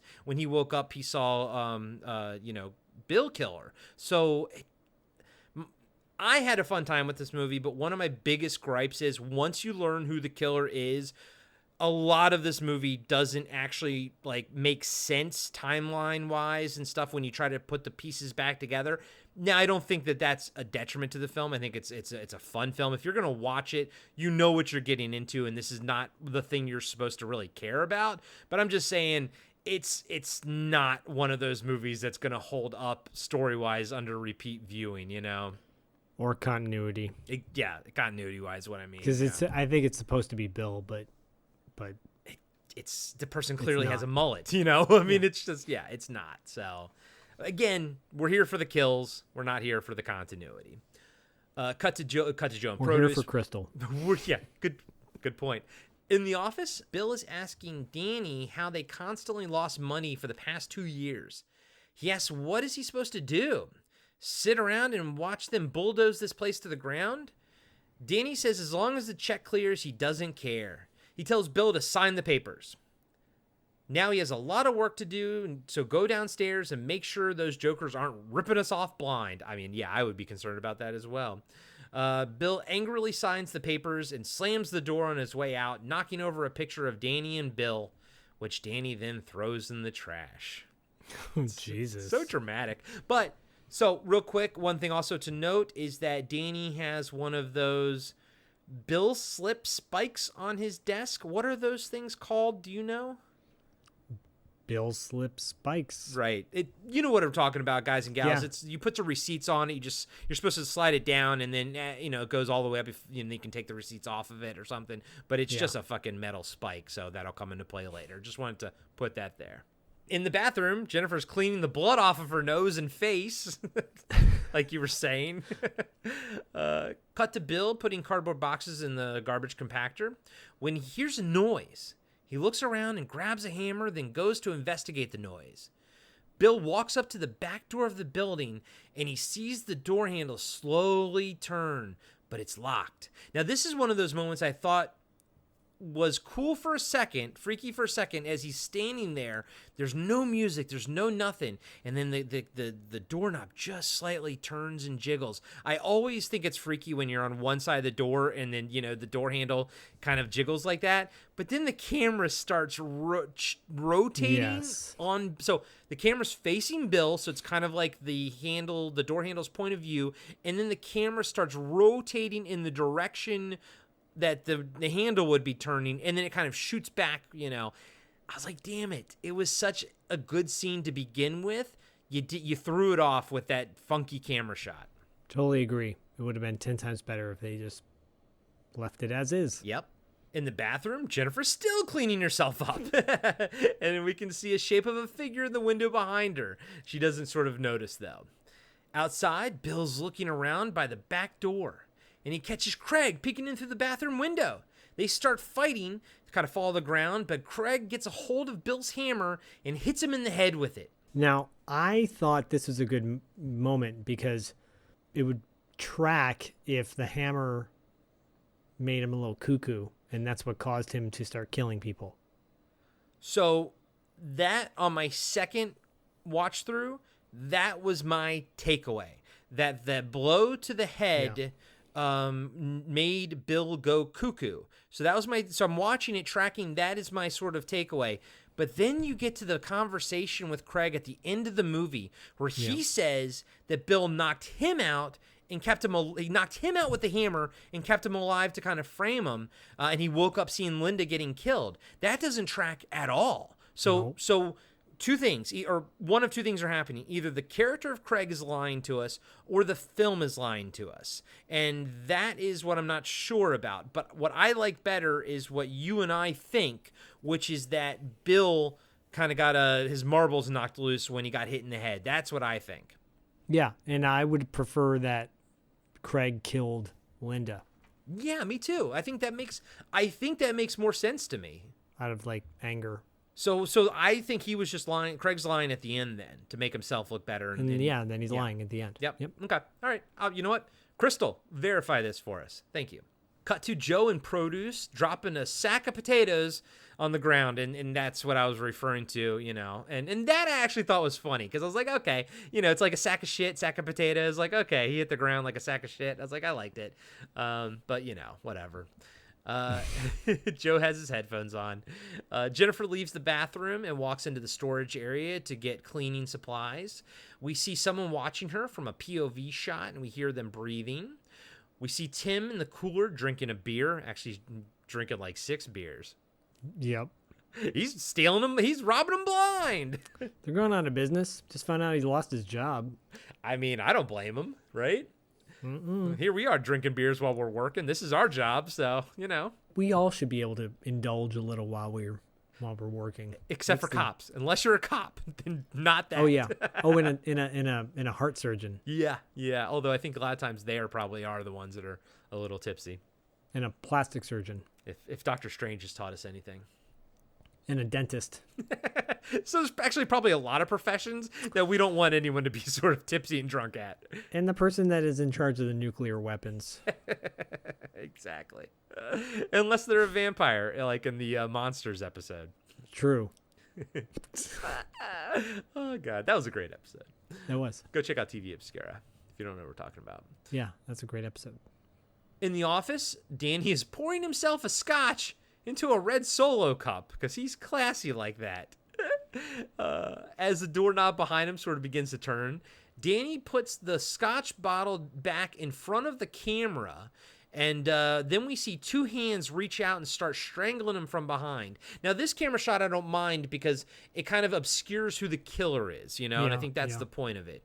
Danny grabs for the store microphone and starts yelling for help, but I think he's hitting the buttons too much, and basically he's creating like this feedback over the intercom. And then we didn't need a shot of every single person looking up at the intercom and wincing, like I think we could have just been fine with one person looking at the intercom and wincing. But we get like a shot of everybody doing it.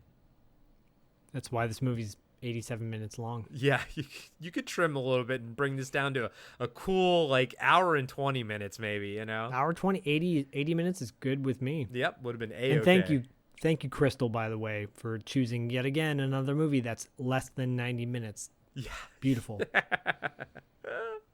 Monster Squad is like 87 minutes as well, I think. Well, now I forgot to mention at the very beginning, but it is interesting that Crystal picked a movie. Our first movie is a movie that you and I have both seen and had very similar experiences and love for the film. And then she picks another movie that neither of us have seen, and we're basically both back to the same scenario.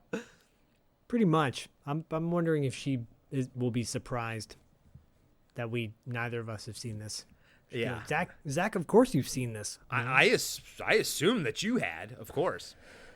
I don't think my brother even saw it. Holy shit, Eric, what are you doing, man? I was too busy watching other movies. Too busy dropping his balls on your face. Exactly, I'm watching Taboo. Oh, I love Taboo. Kay Parker, man, I had a huge hots for Kay Parker. Yeah, so did he. I was 10. I know. Right when I said it, the look of sadness on your face, it was very apparent. Zach literally went from a smile to like the straight across mouth, Just wanted to play with my G.I. Joes. That's all I wanted to do. You're just like, I just wanted to be a kid for one more year. Just one more year of innocence. Now I get to be a kid as a dad, so that's pretty dope. There you go. Still. So Danny's grabbing the store mic. Everybody's looking up. Downstairs at the register, Jennifer answers the phone. It's Linda's boyfriend, Teddy, asking where she is. Jennifer says she left a while ago. Upstairs in the office, Danny is still being strangled. The killer is moving his head closer to that paper spike he has on the desk. The killer then pushes Danny's head down onto the spike, and the spike goes through his eye. This is a great fake head, dude. It's a great fake head. Yeah, it really is. This knocks his desk lamp over, and blood spills onto it, making the room sort of red. I love how Danny's like twitching on the table, and his hand is like on the calculator, like fucking crunching numbers and shit, But it's crunching numbers. It's kind of like gut wrenching. It's a little disturbing because of the twitching and everything, Yeah. The killer walks to the hidden window and looks out over the store. At the register, Jennifer's crying into her bucket of tears. What the fuck? And the camera again is like looking through the reflection, and it's a bucket of water, but she's crying and the tears are falling in it, so it's a bucket of tears. It's wild. It's another metaphor. Yeah. Don't worry, she's gonna forget about it in a minute because she's gonna be making out with Dave. That's right. I was so scared her hair was gonna get caught in the conveyor belt. That would have been amazing. I know. That would have been a kill right there. Yeah. Dave comes up behind her and scares her by accident. She says her nose won't stop bleeding, and Teddy says Linda isn't home and she's scared. Dave says the police will get Craig and she's safe with them at the store. Then he kisses her on the nose. That was the weakest first kiss I've ever seen. And I feel like if you or I did that to a girl, we wouldn't get an actual proper kiss after that. They'd be like, why'd you kiss my nose? Nope, you don't get it again. No. The person that makes the first move, if you fuck up the first move, you don't get the second move. No. Because the person you make the move on has the control at that point. Yep. Exactly. They're like, I'm in charge. You never get a second chance to make a first impression. That's right. I kissed a girl once. She had such terrible breath, and I was just like, it was a Seinfeld moment. I'm like, I'm never dating her. That's never going to happen again. Oh God. It's just, and I feel so shallow saying that, but it's true. I was like, I don't know. Was it like cigarette breath, or was it like halitosis? It was like halitosis. Ooh. Yeah. No, thank you. And I was really ultra, like careful about that stuff back in the day. I'd always gum up, lozenge up, whatever. Well, yeah. Well, and it makes sense too. I mean, you're not a smoker, so your olfactory and your fucking taste buds are like 10 times better than mine. So of course you're gonna, you're gonna actually, I'm with you, man. That's not one of the worst reasons to break up with somebody. That's pretty bad. Like I don't like bad breath. I think it's grosses me out, man. And she's like, "You gonna so you call me later?" I'm like, yeah.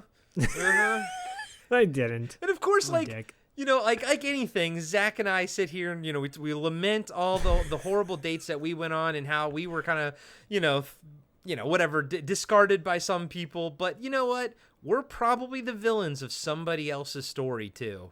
I'm sure I am. I know I am. I know I am.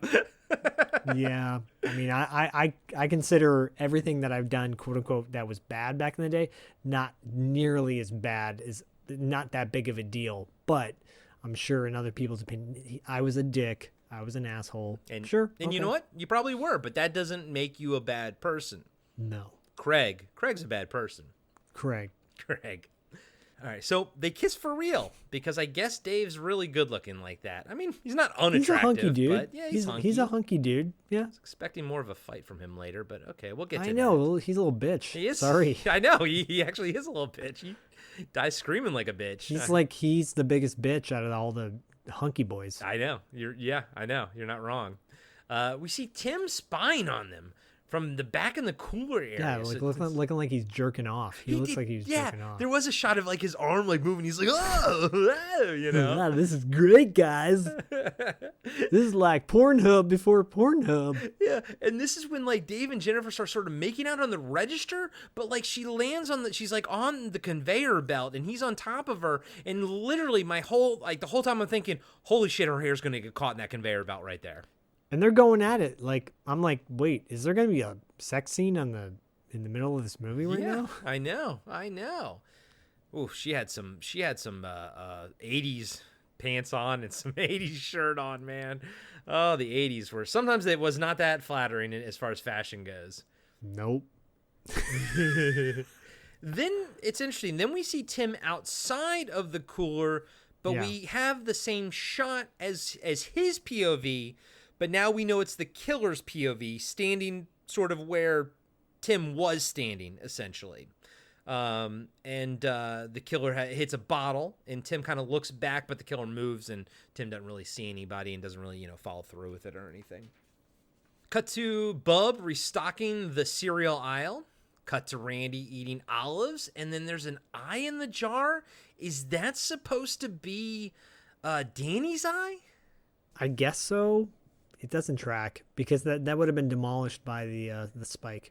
And it's halfway through the jar of olives. Like it's in the middle of it. So like Bill would have to like put it in there and then shift all the olives around. It just this is one of those things where it's like you can tell the movie. It was like, okay, this would be cool, but it doesn't track continuity wise. No, maybe we'll say it was Linda's eye. He carved it out of Linda's head and he put it in there, but that's us story building, so you're welcome. Crystal. So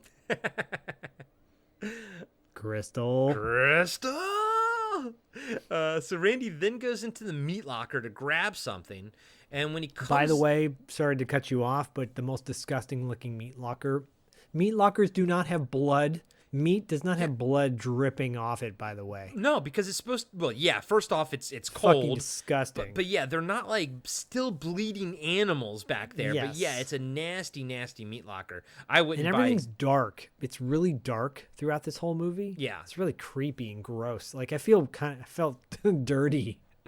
And it almost has like a Texas Chainsaw Massacre feel to it in certain spots, like this area, Yeah. That's a compliment, I would say. But yeah, it is gross or back a put there. down to Texas Chainsaw Massacre. We get a shot of like while he was in there, a knife kind of disappears off the cutting board or the hanging area. Yeah. Cut to Joe still cutting produce with his headphones on. Okay, so. Oh God, over fucking acting. Yeah, like, yeah. The way he's rocking out to whatever weird generic. I don't know if that was the original song or the licensing.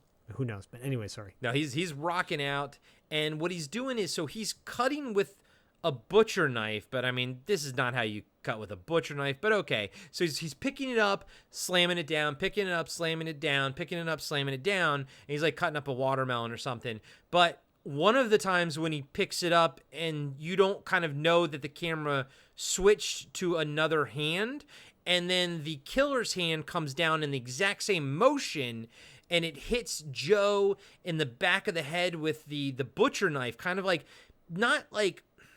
not pointy wise so that it would come out his mouth or something like House by the Cemetery, but more like long wise so it embeds into his head. And then I actually like the attention to detail where it cuts the headphones in half and the headphones fall off.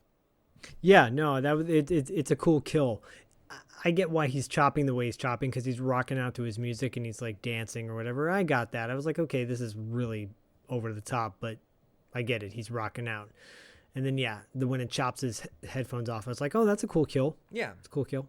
And this is when I noticed that you could clearly tell that it was Bill. Like, the shadow was Bill. Yes. And that's yeah, what I was like, could. yeah. And that's when I was like, that's just what makes the shadow of Craig earlier throw me off. You know, the Linda's killer. True, yeah. Man, honestly, I think so many things would be fixed if they didn't show us that killer's image, you know? Agreed. Hey everybody, Corey here. I just want to let you know that we'll be right back after these short messages. Hey everybody, welcome to Talking Back, the podcast where we like to chat about past achievements in movies, comics, video games, and more. I'm your host Tim, and with me today in studio is co-host Dean. Hey, Tim. Dean, huh? This isn't a full episode. This is actually just an ad. All we have to do is tell everyone that our podcasts come out on Mondays, and they can find us on their favorite podcatcher. If they're into movies, comics, or video games, they should definitely check us out. Oh, well then, thanks everybody for listening, and we'll catch you next time. Talking Back.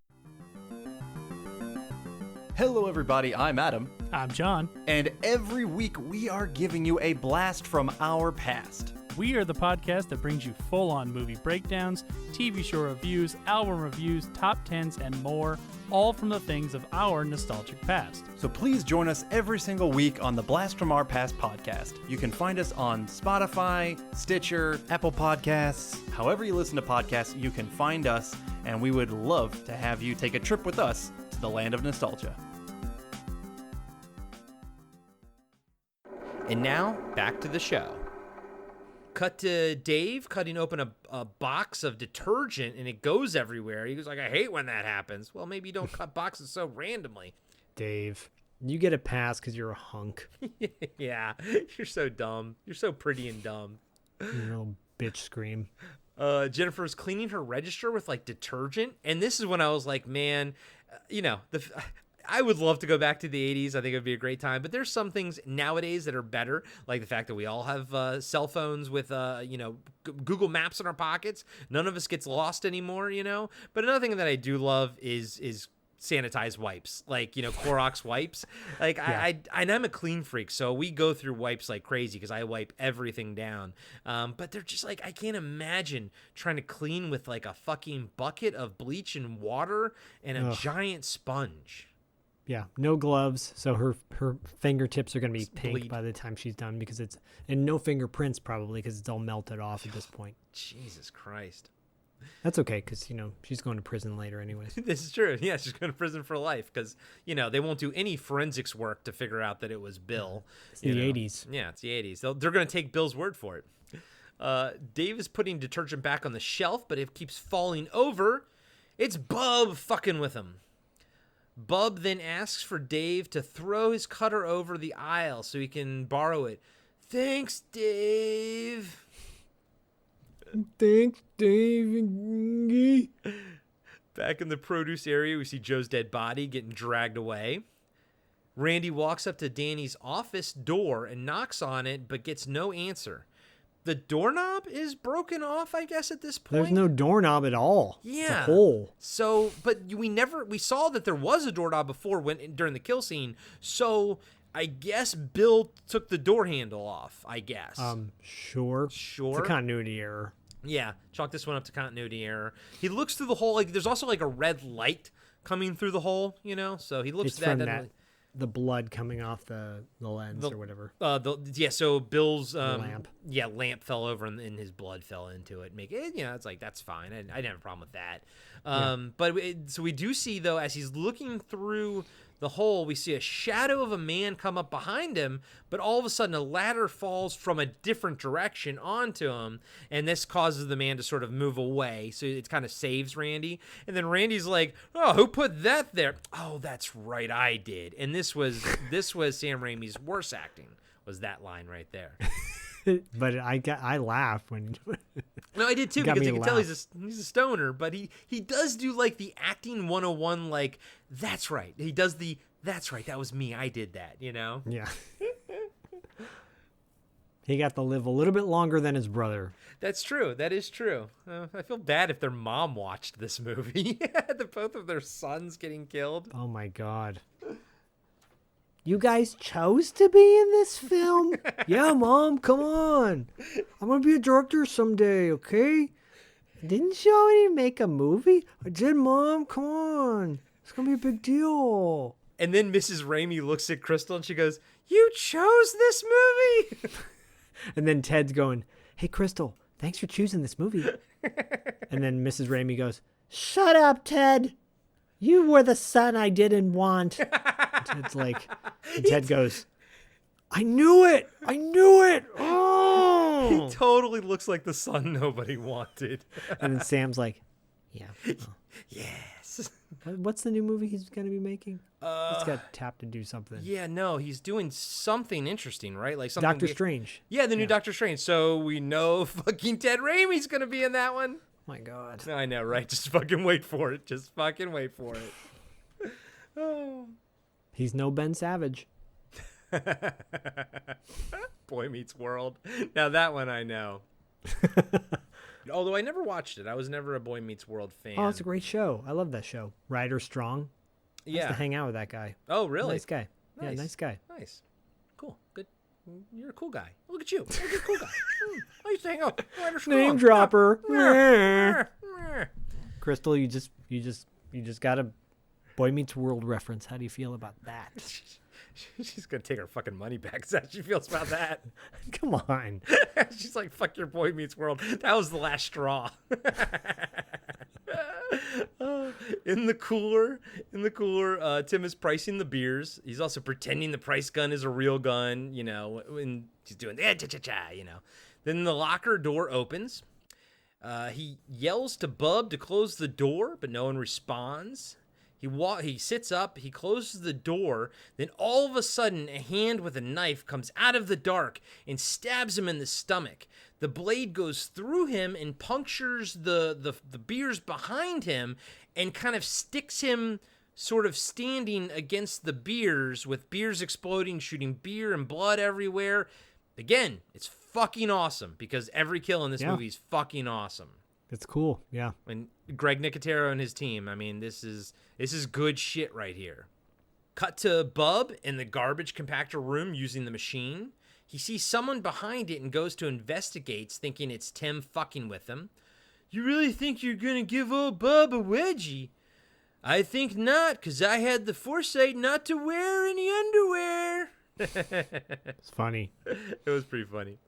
Bub leaves the back room looking for Tim and finds him sitting in the beer cooler. So Bub is looking through the beer racks and he sees, Tim sitting. He doesn't see what the damage is, right? So he's kind of like sitting there, but his eyes are sort of looking straight ahead. I think it's kind of freaky when you think that he's like, sitting there talking to a dead body like that. Yeah. Bub says, "You look horrible. Anal itch got you down?" "What are you, catatonic?" He's talking to Tim through the beer racks. Tim's just sitting there. Then all of a sudden, two hands shoot out and grab Bub by the head and pull him through the beer and into the cooler behind. Dave sees a beer can roll by, but goes back to pricing his detergent. Dave, you son of a bitch. You dumb hunk. You beautiful bastard. Cut to Bub being carried by someone towards the garbage compactor, and he's screaming no. The person shoves the top of Bub's head into the compactor and pulls the lever. The thing comes slowly down. Bub is screaming, and it basically crushes him from the nose up to his brain, but like his mouth down is fine and screaming until it's not anymore and shooting blood everywhere. Fucking awesome, but also kind of sickening. I hated it because I liked Bub, and it was horrible that how he died. Actually, every death is fucking horrible. My wondering is, at what point do you feel it? I know. And then go into complete shock? Yeah, I know. But like, how long of a time frame before, like, do you have to feel the bone cracking in your face? Oh. Those are the questions that make me sick to my stomach when I see deaths like this, you know? Yeah. And the same goes for Dave as well. Yep. Oof. And here's the thing, guys and gals, they stack all the good kills pretty much rapid fire succession right now, and then the last act becomes more of a chase scene. Cut back to Dave in the detergent aisle. The boxes fall over again, and he thinks Bub's fucking around. We see a severed hand fall into the lobster tank. Dave says, "Hey, Bub, throw my box cutter back over here." And a box cutter comes flying through the air, and he goes to grab it, but it cuts his hand because the blade was out. Dave yells like, "Hey, man, put the fucking blade back in if you're going to do that, you know?" Dave walks back into the meat area to get a Band-Aid for his hand. He sees the meat slicers is on, and he turns it off. Dave then walks into the bathroom and yells for Randy and Bub. He sees a pair of shoes in the stall. You kind of think it's feet at first.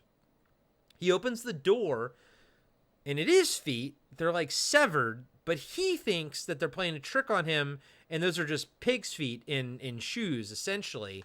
And to me, that makes sense, because I don't think your brain would immediately put together what that is, and you would think immediately that someone's just playing a prank on you. Yeah. Dave walks back into the meat packing area and sees blood coming out from under the meat locker door. Before he can open the door, he hears something coming from the attic area above him.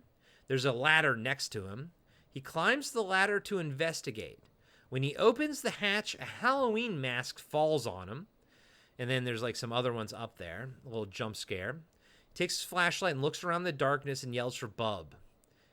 He climbs the ladder higher, and he's startled by Danny with his bloody eye hole reaching out for him. Dave backs away from the ladder, so now he's in the attic area, but he's not all the way up to where he kind of could have gone, but he's like in a next little section area. So he backs away from the ladder.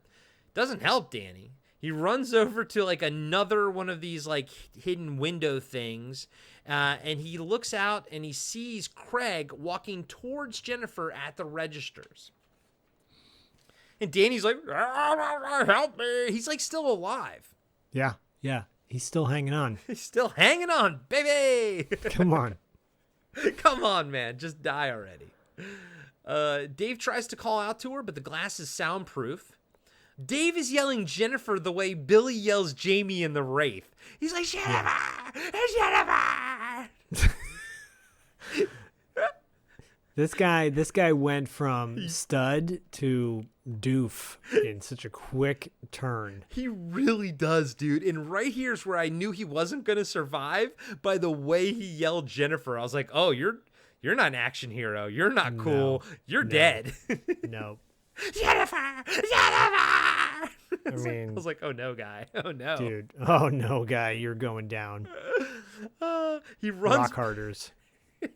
He runs back to the ladder, but again, Danny reaches out pleading for help. He's like, "Help!" He's like, "Come on, help the man, for Christ's sake."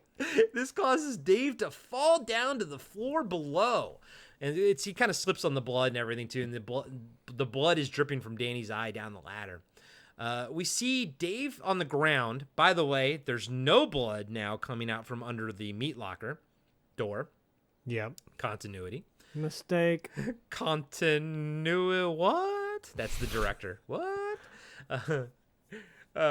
So we see Dave trying to sort of regain his senses, and from the killer's POV comes rushing at him and knocks him over. The killer then swings a giant meat cleaver and hacks him in the head. Like, you can tell it knocks a chunk out of the side of Dave's head.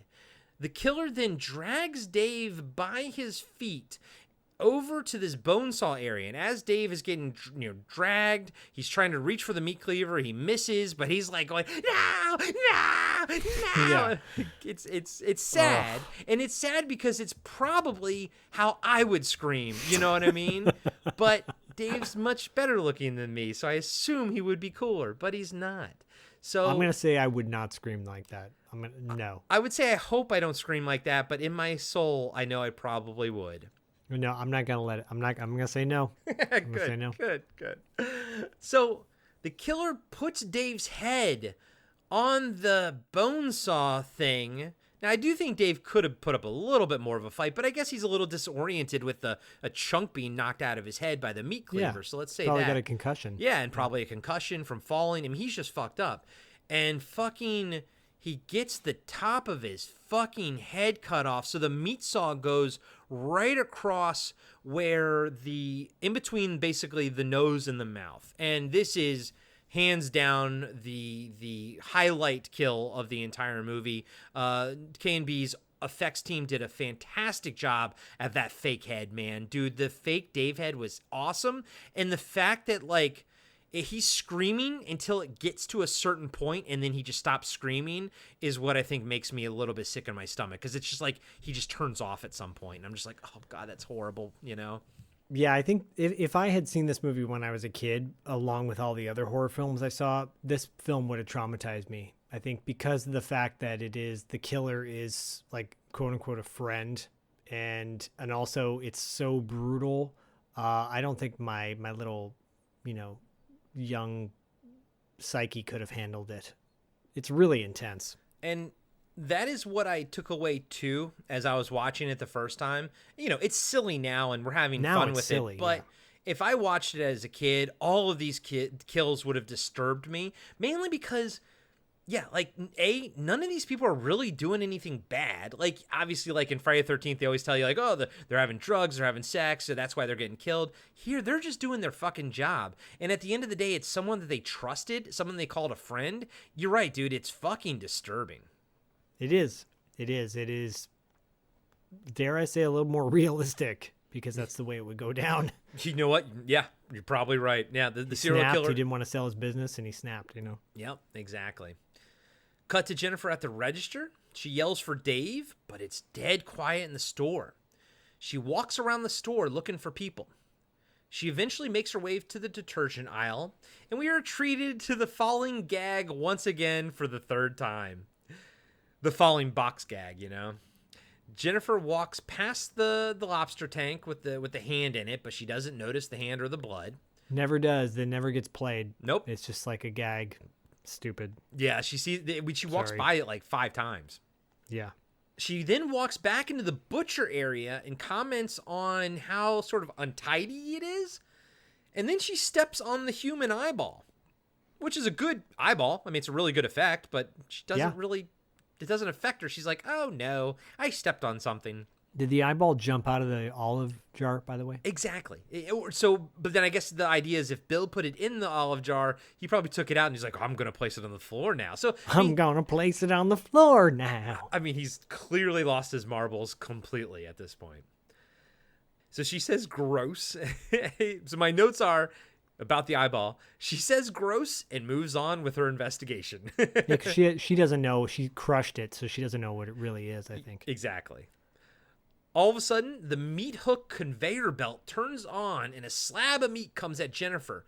And she's kind of like scaring her, She says, that's not funny, Randy. And then she turns around and Randy's body runs into her as it's hanging off the meat hook by its head. She screams. And then Randy's meat hook kill was, holy shit, did I miss that?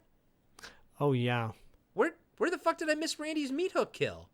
It came, I'm trying to think back now. I think it comes. Okay, so, all right, I must have just missed that one little scene. I mean, I don't even know where it was in my notes. So, guys and gals, it's a pretty quick scene. It is quick. And it's clearly before all this. My apologies. This is like the first time I fucked up a breakdown. But basically, damn, where was that? So Randy goes back in the meat locker. This is earlier on. This is before Tim. Before Tim gets killed. I think it's the one right before Tim gets killed. He goes back into the meat locker. He's kind of putting things away. He sees like some ribs or something. He smells them. He's like, oh, these are bad. I'm going to put these on special tomorrow. Yeah. And then he sees a severed hand wrapped up in a, one of those meat wrapper things. He's like, what is this? He's looking at it. Then all of a sudden, Bill picks him up from behind.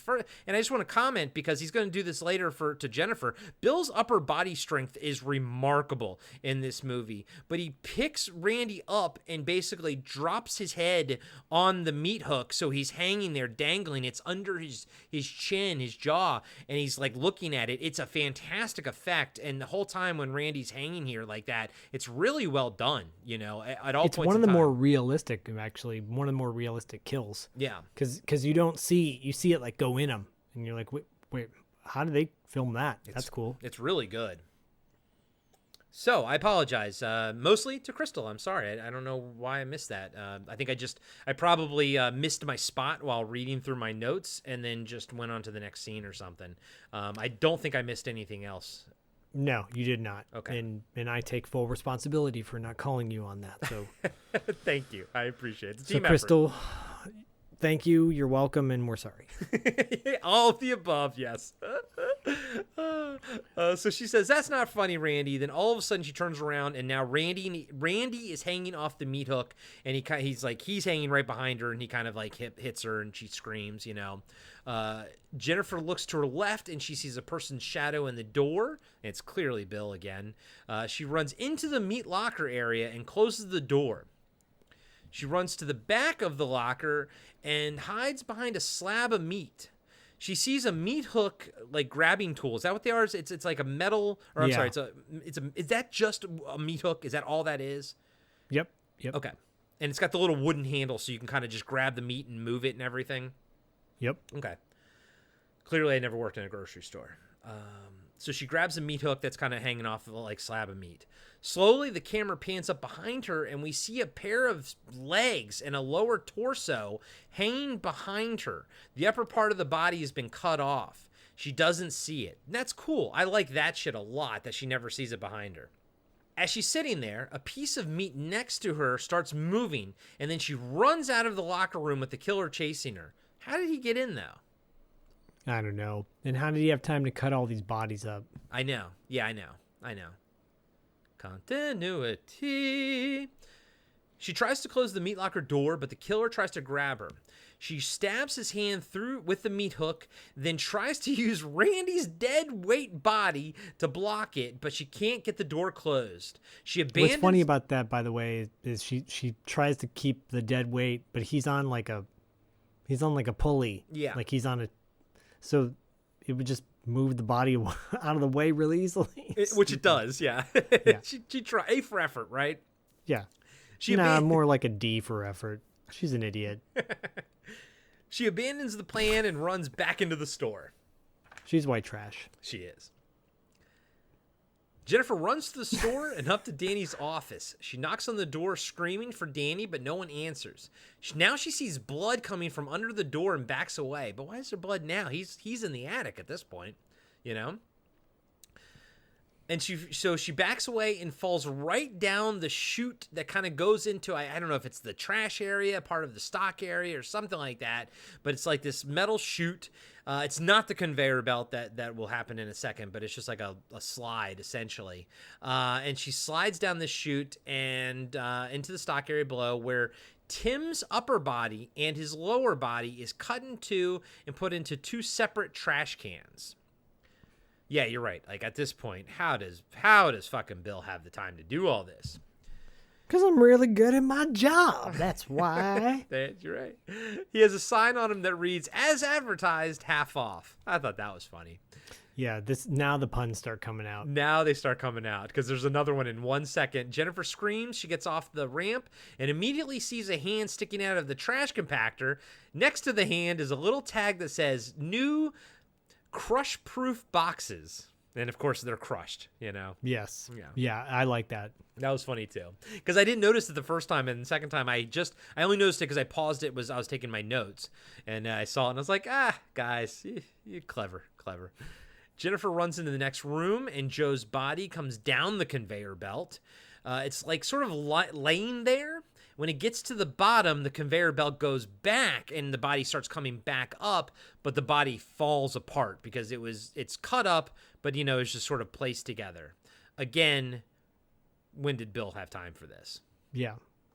She runs to the back door to leave, but it's locked. Jennifer runs back into the store only to discover Dave's severed and bisected head in the beer cooler.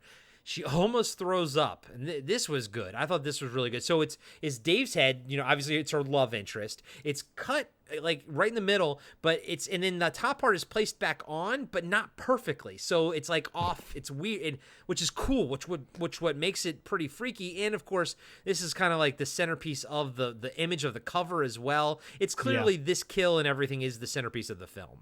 Oh, no doubt. And it's again a great fake head. It's disturbing. It is very disturbing. Then the lights go out, and she kind of sits there in the dark next to fucking Dave's head for a few minutes. Then she sees car lights pull up to the front of the store and goes running that way. Outside, a guy gets out of the car, kind of walks into the door. He's like, they're closed. Gets back in the car and drives off. It's a funny scene. It is. Jennifer runs to the door, but it's too late. He's gone. All of a sudden, she sees Craig's reflection in the window, and then like a dummy, backs up into Craig. It's his reflection. He's not outside. He's behind you. Craig grabs Jennifer, and she screams, "Let me go," and stabs him in like the collar or something, I guess, with the meat hook. And he drops fast. He drops like a sack of potatoes. Yeah, I wrote that. I'm like, he dropped like a ton of bricks. And he goes right into a fucking shopping cart. Like into it. Yes. Jennifer cries and says, "Craig!" Craig! She then cries more, and she slowly backs away to the register area. All of a sudden, she hears footsteps and yells, "Who's there?" Yeah, I wrote down, like, who the fuck do you think? You've seen everyone else is dead, except for Bill. Yeah, it's the only one left. Bill comes walking out of the darkness. Jennifer runs up to Bill, and he tells her that everything will be all right. He says he tried to stop Craig at the back of the store, but the son of a bitch knocked him out with his own hammer. Jennifer says he killed everyone. Bill says he'll call the police. Then we see Craig's eyes open. This is cool. This is a cool moment because you know that Bill's the killer, but and he like kind of touches Jen a certain way. Yeah, they're like hugging. They're hugging or something. Yeah, but he like puts his arms on her. He like puts her hands on her hips. It's a little like, it's a little too kind of into her at that moment, which tracks because now he's like totally lost his mind. Yeah. Well, and also too, because when he picks up the phone, he looks back at her and he kind of gives her the gross wink. Yeah, it's gross. Yeah. As Jennifer is standing at her register, she notices blood on her hands, then looks at Bill's bloody hand holding the phone. Bill sees what she's looking at and then smashes the phone down as she screams no. So now we know, now everybody knows. This is scary. This part's scary. Yeah. So Jennifer basically goes running for the door as Bill is running across the top of the conveyor belts, the register belts, the counters, the countertops, and he grabs her right at the end. This is like, I was like, damn, go girl, he grabs her right at the end and he fucking like rips her hair out too. I was like, that's intense.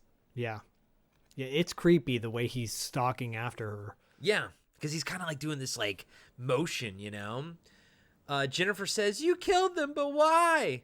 Bill says, "For the store. Danny was always a big boss. He always called the shots in every business deal. Till now. I couldn't let that son of a bitch take this store away from me. This store's my whole life. I had to kill him." Jennifer says, "The Night Crew had nothing to do with it." By the way, the original title for the film was The Night Crew. Bill says, "I couldn't let anyone stop me. I guess I got a little carried away." Jennifer says, "You're sick." And she sort of spits in his face, and he licks the spit and says, "Don't you see? I'm just crazy about the store." That voice killed me. How do you do it, buddy? Oh, practice. Practice. Bill says Bill says he's sorry, but there's going to be one more killing tonight. Oh, dear. And Craig will take all the blame. Just then, Jennifer grabs clearly a plastic bottle of something and hits him. Yes. But then, because when it hits the ground, though, it makes a glass sound. But I'm like, that was like a liter cola, type of bottle. He falls over. She runs into the store and kind of hides between a popcorn display end cap that's in between the shelves. So she pulls it sort of back behind, she goes behind it and pulls. So now she's technically in between the shelving in the aisle, basically.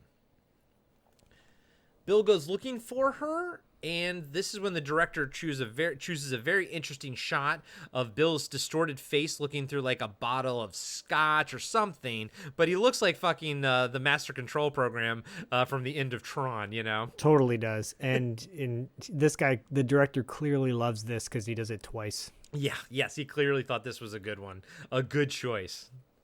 This one I enjoyed. I liked this one, but I think, I don't know. I guess the only one I truly hate was the phone. You know what I mean? Yeah, I didn't mind this. Because it's it's perspective shot. Yeah. Yeah. And it looks interesting, and he looks distorted, so it's doing what it's supposed to do, which is inform you of his psyche.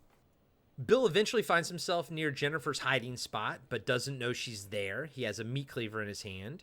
We see in Jennifer's hiding spot that her nose is bleeding heavily and is dripping and mixing with the liquid from a bottle that broke, in sort of by the spot in there. It wasn't super clear as to where that bottle was, and it broke. But basically, water starts sort of coming from between her legs, and now her blood is dripping in it, and now it's mixing with the blood and everything. I get what I know where they were trying to get to, because Bill he looks down and sees the blood in the liquid, and so it's I know what they were trying to get to, but they needed to do a better job of putting the pieces into place as to why that was happening. Yeah, agreed. So he looks down and sees the blood, and so he knows where she's hiding, and he starts hacking into that with the cleaver. Jennifer screams. She makes her way out from behind the display and runs, but Bill doesn't really chase her. Jennifer runs back into the meat cutting area and grabs 2 knives. She goes back into the store, passing the lobster tank again with a severed hand, never notices it, like you called out. I do have to point out that this sequence, by the way, right before and after, the music is so distracting because the piano is like someone taking a finger on the piano and going, and I'm like, wow, that is the most lazy example of music for a movie I've ever heard in my entire life. It's literally just a kid could do that. It's really bad. I don't think they had it in the budget for music. I mean, I would have rather had just a note. Ding. Yeah. Ding. Ding. It's really bad. Yeah. It's not the highlight of the movie, that's for sure. Crystal. Boy. Meanwhile, she's like, oh, I'll choose Phantasm for my next one. Or Blood Rage. I've never seen Blood Rage. What's that? Oh my, Crystal. I think keep this one in mind. Blood Rage? So this right here, dude, is one of my favorite moments in the movie right now. So we see Bill walking down the aisle, all maniacally, holding his meat cleaver or whatever. He's walking down the aisle with the paper towels or whatever. And 2 rolls of paper towels had sort of fallen off the shelf. And I just love how he just stops being maniacal and goes right back into being manager Bill. It's so funny. I know. Yeah. And he's like, oh, okay, let me put these back. And then after he does that, he literally goes back into his position and is maniacal and starts stalking down the aisle. And it was my second viewing when I noticed it, and I was like, You know what, okay, this movie's tongue-in-cheek. It's not supposed to be serious. It's supposed to be fun and silly like Evil Dead, It's great. Yeah, no, I do like that. Jennifer runs around another aisle with her knives in hand. She stops by some boxes of cereal, I think they were cereal, to look around, and then Bill reaches through from the next aisle and grabs Jennifer by the hair, picking her up off the ground, causing her to lose both of her knives. And this was when I was like, damn, Bill's upper body strength is crazy, a couple of this, for real. It's insane. She grabs a glass jar of popcorn kernels and smashes it over Bill's head, causing him to let her go. I think it's nutritional yeast or wheat germ. It's wheat germ. Okay. Good notice. I'm glad you saw that one. All I know is it's because Kristen loves to put nutritional yeast on her popcorn. And I'm like, you want your yeast on your popcorn? Your yeast infection on your popcorn? And she's like, that's gross. And yes. And yes, I do. I know Kristen. I know what Kristen's response will be to that. Oh, you know. Oh, I know. Oh, Femme French, I love you. Oh, Femme French. She doesn't hold back. No. Jennifer falls to the ground and picks up one of the knives, then goes running through the store. She gets to the front door and tries to break the glass with a fire extinguisher, but it won't break. Smart. Yeah, because those things that's to prevent theft, basically. Yeah, but I mean, like, smart thing to use. And then I'm like, well, you can't do that for too long because he's going to hear you. Exactly. Just then, one of the nighttime produce delivery guys shows up, although he should have been using the back door. And I believe this produce delivery guy is the director. Yeah. She screams for help, but then all of a sudden he's stabbed from behind and dies against the glass. And then, like, Bill is standing there and he's kind of dangling the keys at her from the other side. Jennifer then hears a noise from behind her inside the store and she yells, "Who's there?"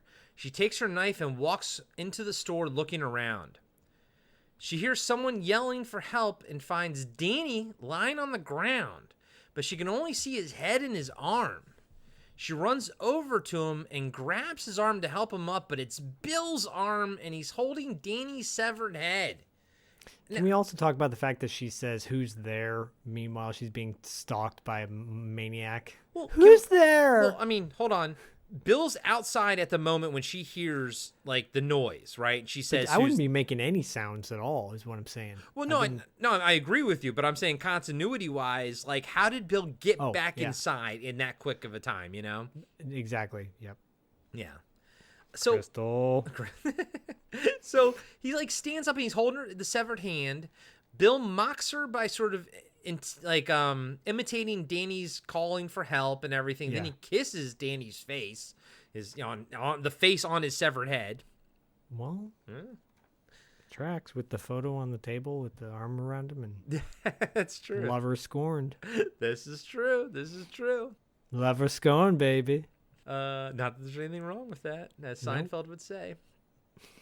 He says, "You're next to Jennifer," and she tries to stab Bill with the butcher knife, but he grabs it by the blade and rips it out of her hand. That was pretty intense because it's like his fingers are bleeding and shit, you know? Jennifer starts backing down the aisle with Bill walking towards her, holding Danny's head in one hand, and now he's miraculously got a sandwich in the other. He says, "Here comes fucking Parker walking down the road, swinging the head in one hand and eating his sandwich in the other."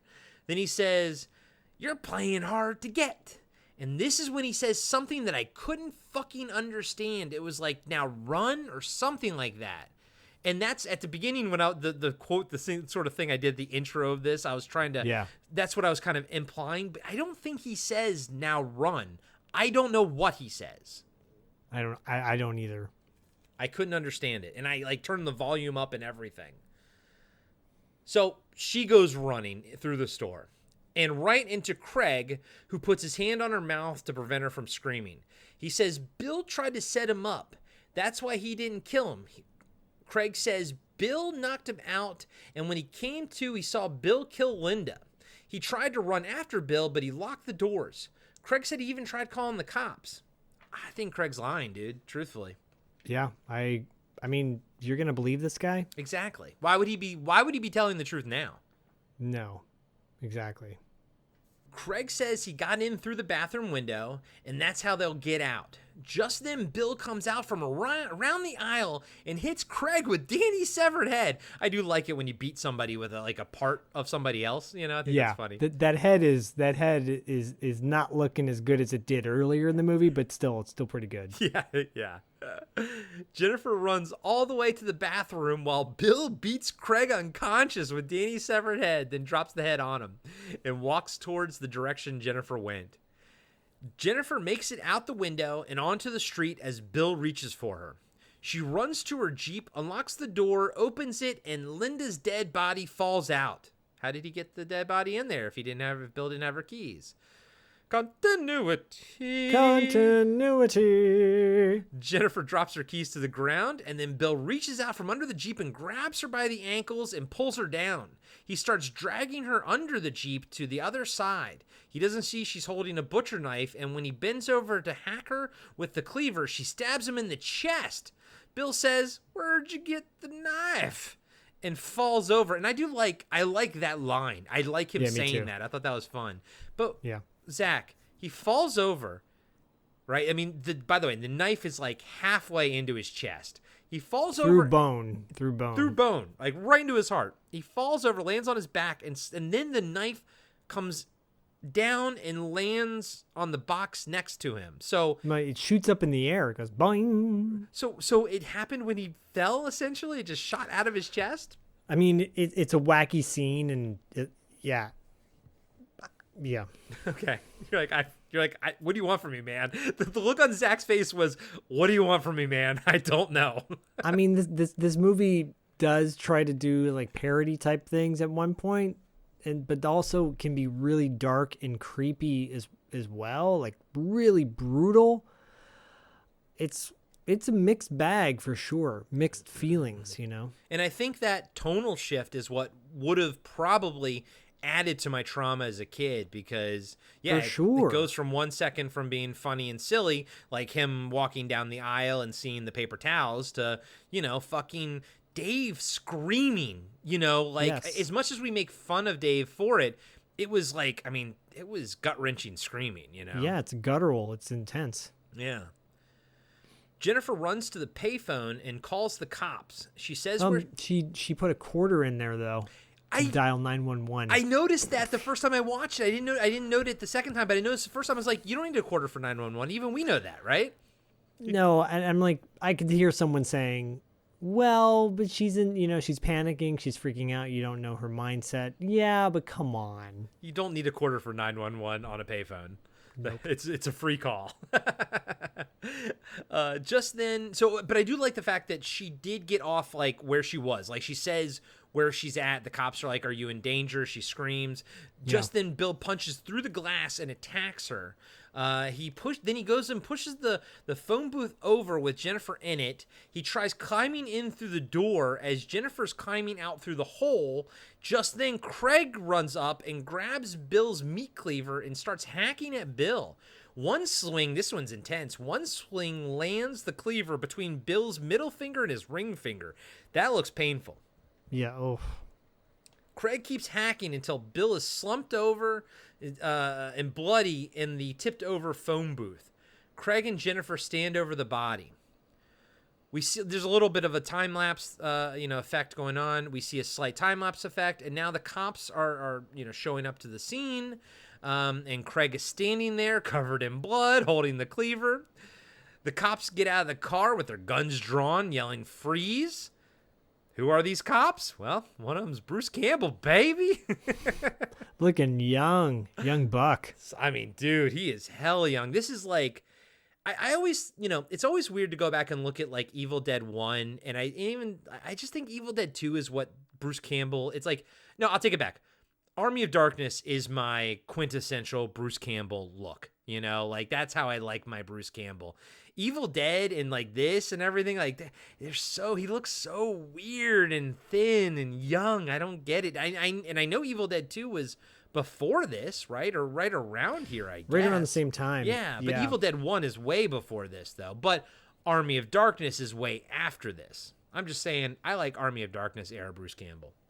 I like Evil Dead 2 Bruce Campbell the most. Okay. Personally. Okay. Very cool. Evil Dead 2 came out in 87. Evil Dead came out in 81. He looks like 81 Bruce Campbell. Yeah. That's what I'm saying. That's what's weird about it. He looks like 81. He looks like Evil Dead 1 Bruce Campbell in this. This could have been shot earlier than 87 and 88. That's true. Could have been. Yeah, that's true. That's very true. But it's great seeing him, though, And I will say that he does get, like, top billing on the DVD and the Blu-ray and everything, but he's not, like, on the top of the actual cover. He's not in it at all. It's like Moontrap. Yeah, it's exactly like fucking... I mean, he's much more in Moontrap than he is here. And guys and gals, go check out our review of Moontrap back in Season 1. That is a true cult classic Bruce Campbell jam right there. True. I was critical of that, too. Yes, you were. So the cops have their guns drawn, and the other cop is the producer we talked about earlier. Jennifer says they didn't do anything as the cops throw them on the hood and start frisking them. One of the cops finds Jennifer's box cutter. She's like, it's my box cutter, She says she's the one that called them. Just then, I said, Officer Bruce looks over and he sees Bill, and Bill's alive. Bill's like, they did it. They killed everybody in the store. It's great. It's great. It's totally smart. It is, because he came back to life just to fuck them even further. Yep. Craig protests, and Officer Bruce runs into the store to see. We see Bill laughing in the pool of his own blood before he sort of dies. Jennifer again yells that they didn't do it, but the cop sort of slams her by her hair. I mean, that's police brutality right there. Yeah. Officer Bruce comes back to the car, says it's a bloodbath in there. There's bodies everywhere. They're all hacked up.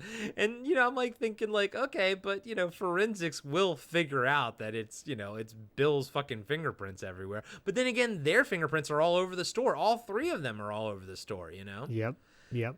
They begin to read Jennifer and Craig their Miranda rights when Bill's eyes open again, and then Jennifer screams as the camera goes into her mouth and fades to black. The director originally wanted the camera to go all the way down her mouth and into her heart, and then all of a sudden her heart stops.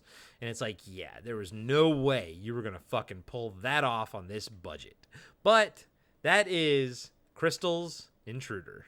I wonder if the director was like, "Can we get one of those cameras like they do for doctors and just go into her throat?" The colonoscopies. Can we stick a tube down her throat with a camera in it? Can we do that? Yeah. Oh, Crystal. All right, look. This movie I thought was a load of fun. If you want to have a good time with your pals, drinking, smoking, you never seen this before, pop it in, put on Tubi. Go watch it. Don't take it seriously. Talk during it. Have a good time. Enjoy the kills. The kills are fantastic. The kills are the highlight of this movie. Bill's another highlight. I very much fucking enjoyed Bill. I thought he was freaking awesome. I like some of the humor that they did in this. I like some of the weird camera angles. I thought some of them were fun. Some of them not so much, but I thought some of them were interesting. And Bub's a highlight. I very much enjoyed Bub and how he talked. The continuity, not the highlight at all. This is not one of those movies where you go back, and rewatch and say, oh, everything actually holds up. It actually holds up worse, like continuity-wise, if you go back and rewatch it, sadly. But overall, not gonna lie, I had a lot of fun breaking this down. I had a lot of fun, fucking jamming on it with you. But I also did have fun watching it both times. So I recommend, if you've never seen it, at least watch it for free on Tubi. I think it's worth it for that. I will say it was a lot of fun breaking down the movie with you on Pad. So thank you, Crystal, for bringing it, because this was a lot of fun to rip this movie a new asshole in areas that it definitely deserved to be ripped. Yeah. It is not. It is a fun movie in certain aspects for sure, and then other aspects I'm like, oh man, this is brutal. But brutal in like you want to keep watching to see what happens next. So definitely watch it, enjoy it for those reasons. And Corey summed it up. And to tack on what we said earlier, I do think that if I watched this when I was younger, it would have traumatized me. The kills were just too damn good, and the tonal shift would have just fucking destroyed me. Yeah, it's got like levels of Faces of Death type gore. Yeah. Where I'm just like, this is just too much. But I'm going to hold true and say, remake this movie, make it better, set it in Costco, call it Inventory Night. And you got yourself a classic in the making, in my opinion. Yeah. For what it is, it's also an interesting time capsule because you get to see what K&B was doing back before they hit it big. Yeah. And you get to see the potential that they obviously fulfilled. Yeah. So yeah, Crystal, thanks for bringing it to the table. I can't wait to see what you bring next down the road. But shit, hopefully it's gonna be. Well, shit, it's. I know what you want to say. Hopefully it's better than this. Hopefully it's better than this. Yeah. Seth, I know it's what you want to say. I mean, she led off with Monster Squad, a movie that is so near and dear to our heart. And she knows. Crystal, she knows you know watching this movie is brutal. I wrote that to Corey. Midway through, I texted him. I typed in B, and I waited a moment, and then I wrote Rudel. Be Rudel. You know it is. It has its fun moments. I'm sure you enjoy it. I'm looking forward to seeing your take on this movie. But man, it's got a lot of bruises. It is that banana that's been sitting on your shelf for 2 weeks, and you're like, I could still eat it. I could still eat it, but when I open it up, it's going to be mushy on one side and white on the other. And we are going to have Crystal on our Wrap Up After Dark this month, discussing this film and Monster Squad and all kinds of other things. So, if you want to hear her take on that, look for that at the end of the month. So I'll be scheduling that soon. But yeah, fun times as always, just like $2 late fee, which, by the way, guys and gals, I recorded an episode of Tales from the Video Store for the $2 late fee Patreon account. That's patreon.com/$2 late fee. And so you can hear me. I think, is it this month? Am I going to, Yep. I'm in the process of editing it this week. Tales from the Video Store. It's a great episode. Corey guests on our show. He will be a semi-regular guest because he has so many fun tales to tell about his times at Big Wolf Video in Silver Spring, Maryland. Yeah, and this definitely fits in. So Corey was on there. It's great. We have a ton of great content, exclusive content on Patreon. Encourage you all to check it out. A lot of our pad listeners are $2 late fee subscribers, so thank you. But we're running a contest on Instagram. By the time you hear this, you will probably already be aware of the fact that we're giving away 4 copies of New York Ninja, Vinegar Syndrome's New York Ninja. These are like $40 Blu-ray box set retail value that I think you can get it on their site for $27 or something like that. Still, it's a pretty good amount of money. And these are beautiful, pristine box sets that for a movie that is definitely pad material, cult material. If you don't know what New York Ninja is, go to $2 late fee and you'll find out more about it. But we're running a contest. It's a unique contest. There's a certain stipulations because this is the Thanksgiving. We want to do something that kind of gives back, spread some joy in the world. So, and if you want to earn one of these, it's not hard to do, but it's definitely more than a follow or a like. So go check that out on our Instagram page. Yeah, good stuff over there, and with an awesome cover by the Dude Designs as well. Oh, I love it. Dude, you will love this movie. When you see it, you're going to be like, holy shit, this is a movie you'll watch over and over and over again. Yeah, no, I'm excited for it, dude. I'm totally excited for it. And Zach and I are currently in the process of doing a much needed but slight overhaul of the Podcasting After Dark Patreon, and look for new information on that coming next year. But what's going to happen is we're going to create a new show that's going to be exclusive for that feed, and I think you guys and gals are going to enjoy it. We haven't figured out a name for it yet, but we know what the theme is. So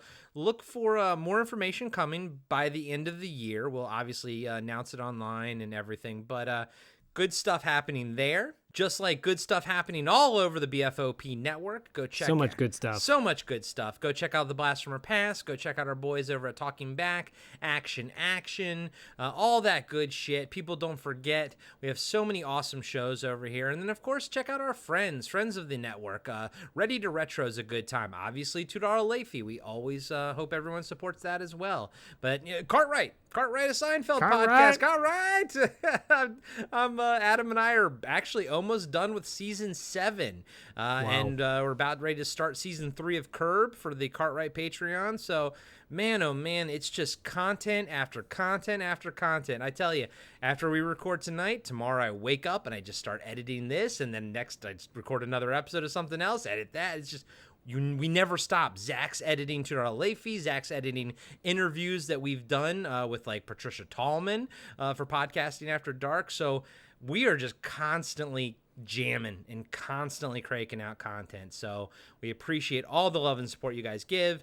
And, I know money's tough and everything, but a free way to help Podcasting After Dark, free way to help $2 late fee, a free way to help any podcast that you love is to go on Apple Podcasts and leave a 5-star review and leave like a little comment or something. It actually really, really helps getting new listeners in front of the show. So any podcast that you love, leave them a 5-star review. It'll go huge, huge ways. It really will. It really will. Yeah. So please do that. And thank you for listening to the shows and always supporting. And yeah, we've got some great interviews coming forward for you. We've got Dee Pfeiffer coming up next, and then Patricia Tallman and Dan Shore from Tron. We've got those 3 already recorded in the pipe down the road. And then there's more to come. There's always more to come. There's always more to come. Never stop. Corey, Hoary Corey. There you go. Zach the Snack and Hoary Corey. Can't stop, won't stop. And Crystal, thank you so much. Thank you for supporting the show. Seriously, we had fun with this episode. We have fun making fun of this movie, but truth be told, thank you so much. We appreciate the love and support you give us. Yeah, we're not riff tracks, so we're not going to be like coming up with funny one-liners and whatnot. But what we are is breaking a movie down, and which Corey obviously did masterfully, and I add my 2 cents. And we're honest too, guys. Like we're not gonna stroke just for the stroke just Crystal. For the sake of we're not gonna stroke you, Crystal. And beep beep. And but we're honest, and I think that's why you love and support the show, is we're honest, and we also have a good take on these stuff. Like, we know what's good and what isn't. That's right. And as always, we'll catch you on the dark side.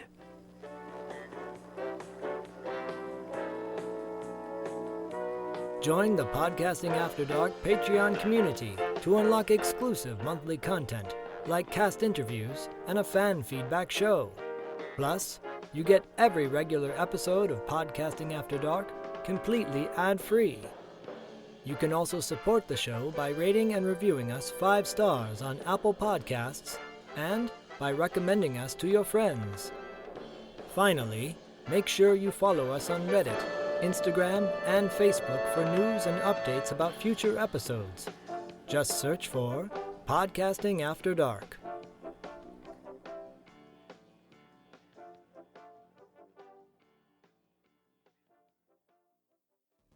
I'm John, and I'm the host of Action. Every week, I'm joined by James. Heyo. And Dustin. Hello. And each week, we review, debate, and rank a different action movie. We're creating the ultimate list of action movies. From awful to awesome. So if you want to hear 3 more white guys with beards talk about action movies, and argue about where they belong on our list, and decide you hate us because we made fun of your favorite movie, join us every Tuesday, and you can find us on your favorite podcatcher. And Steven Seagal is a joke.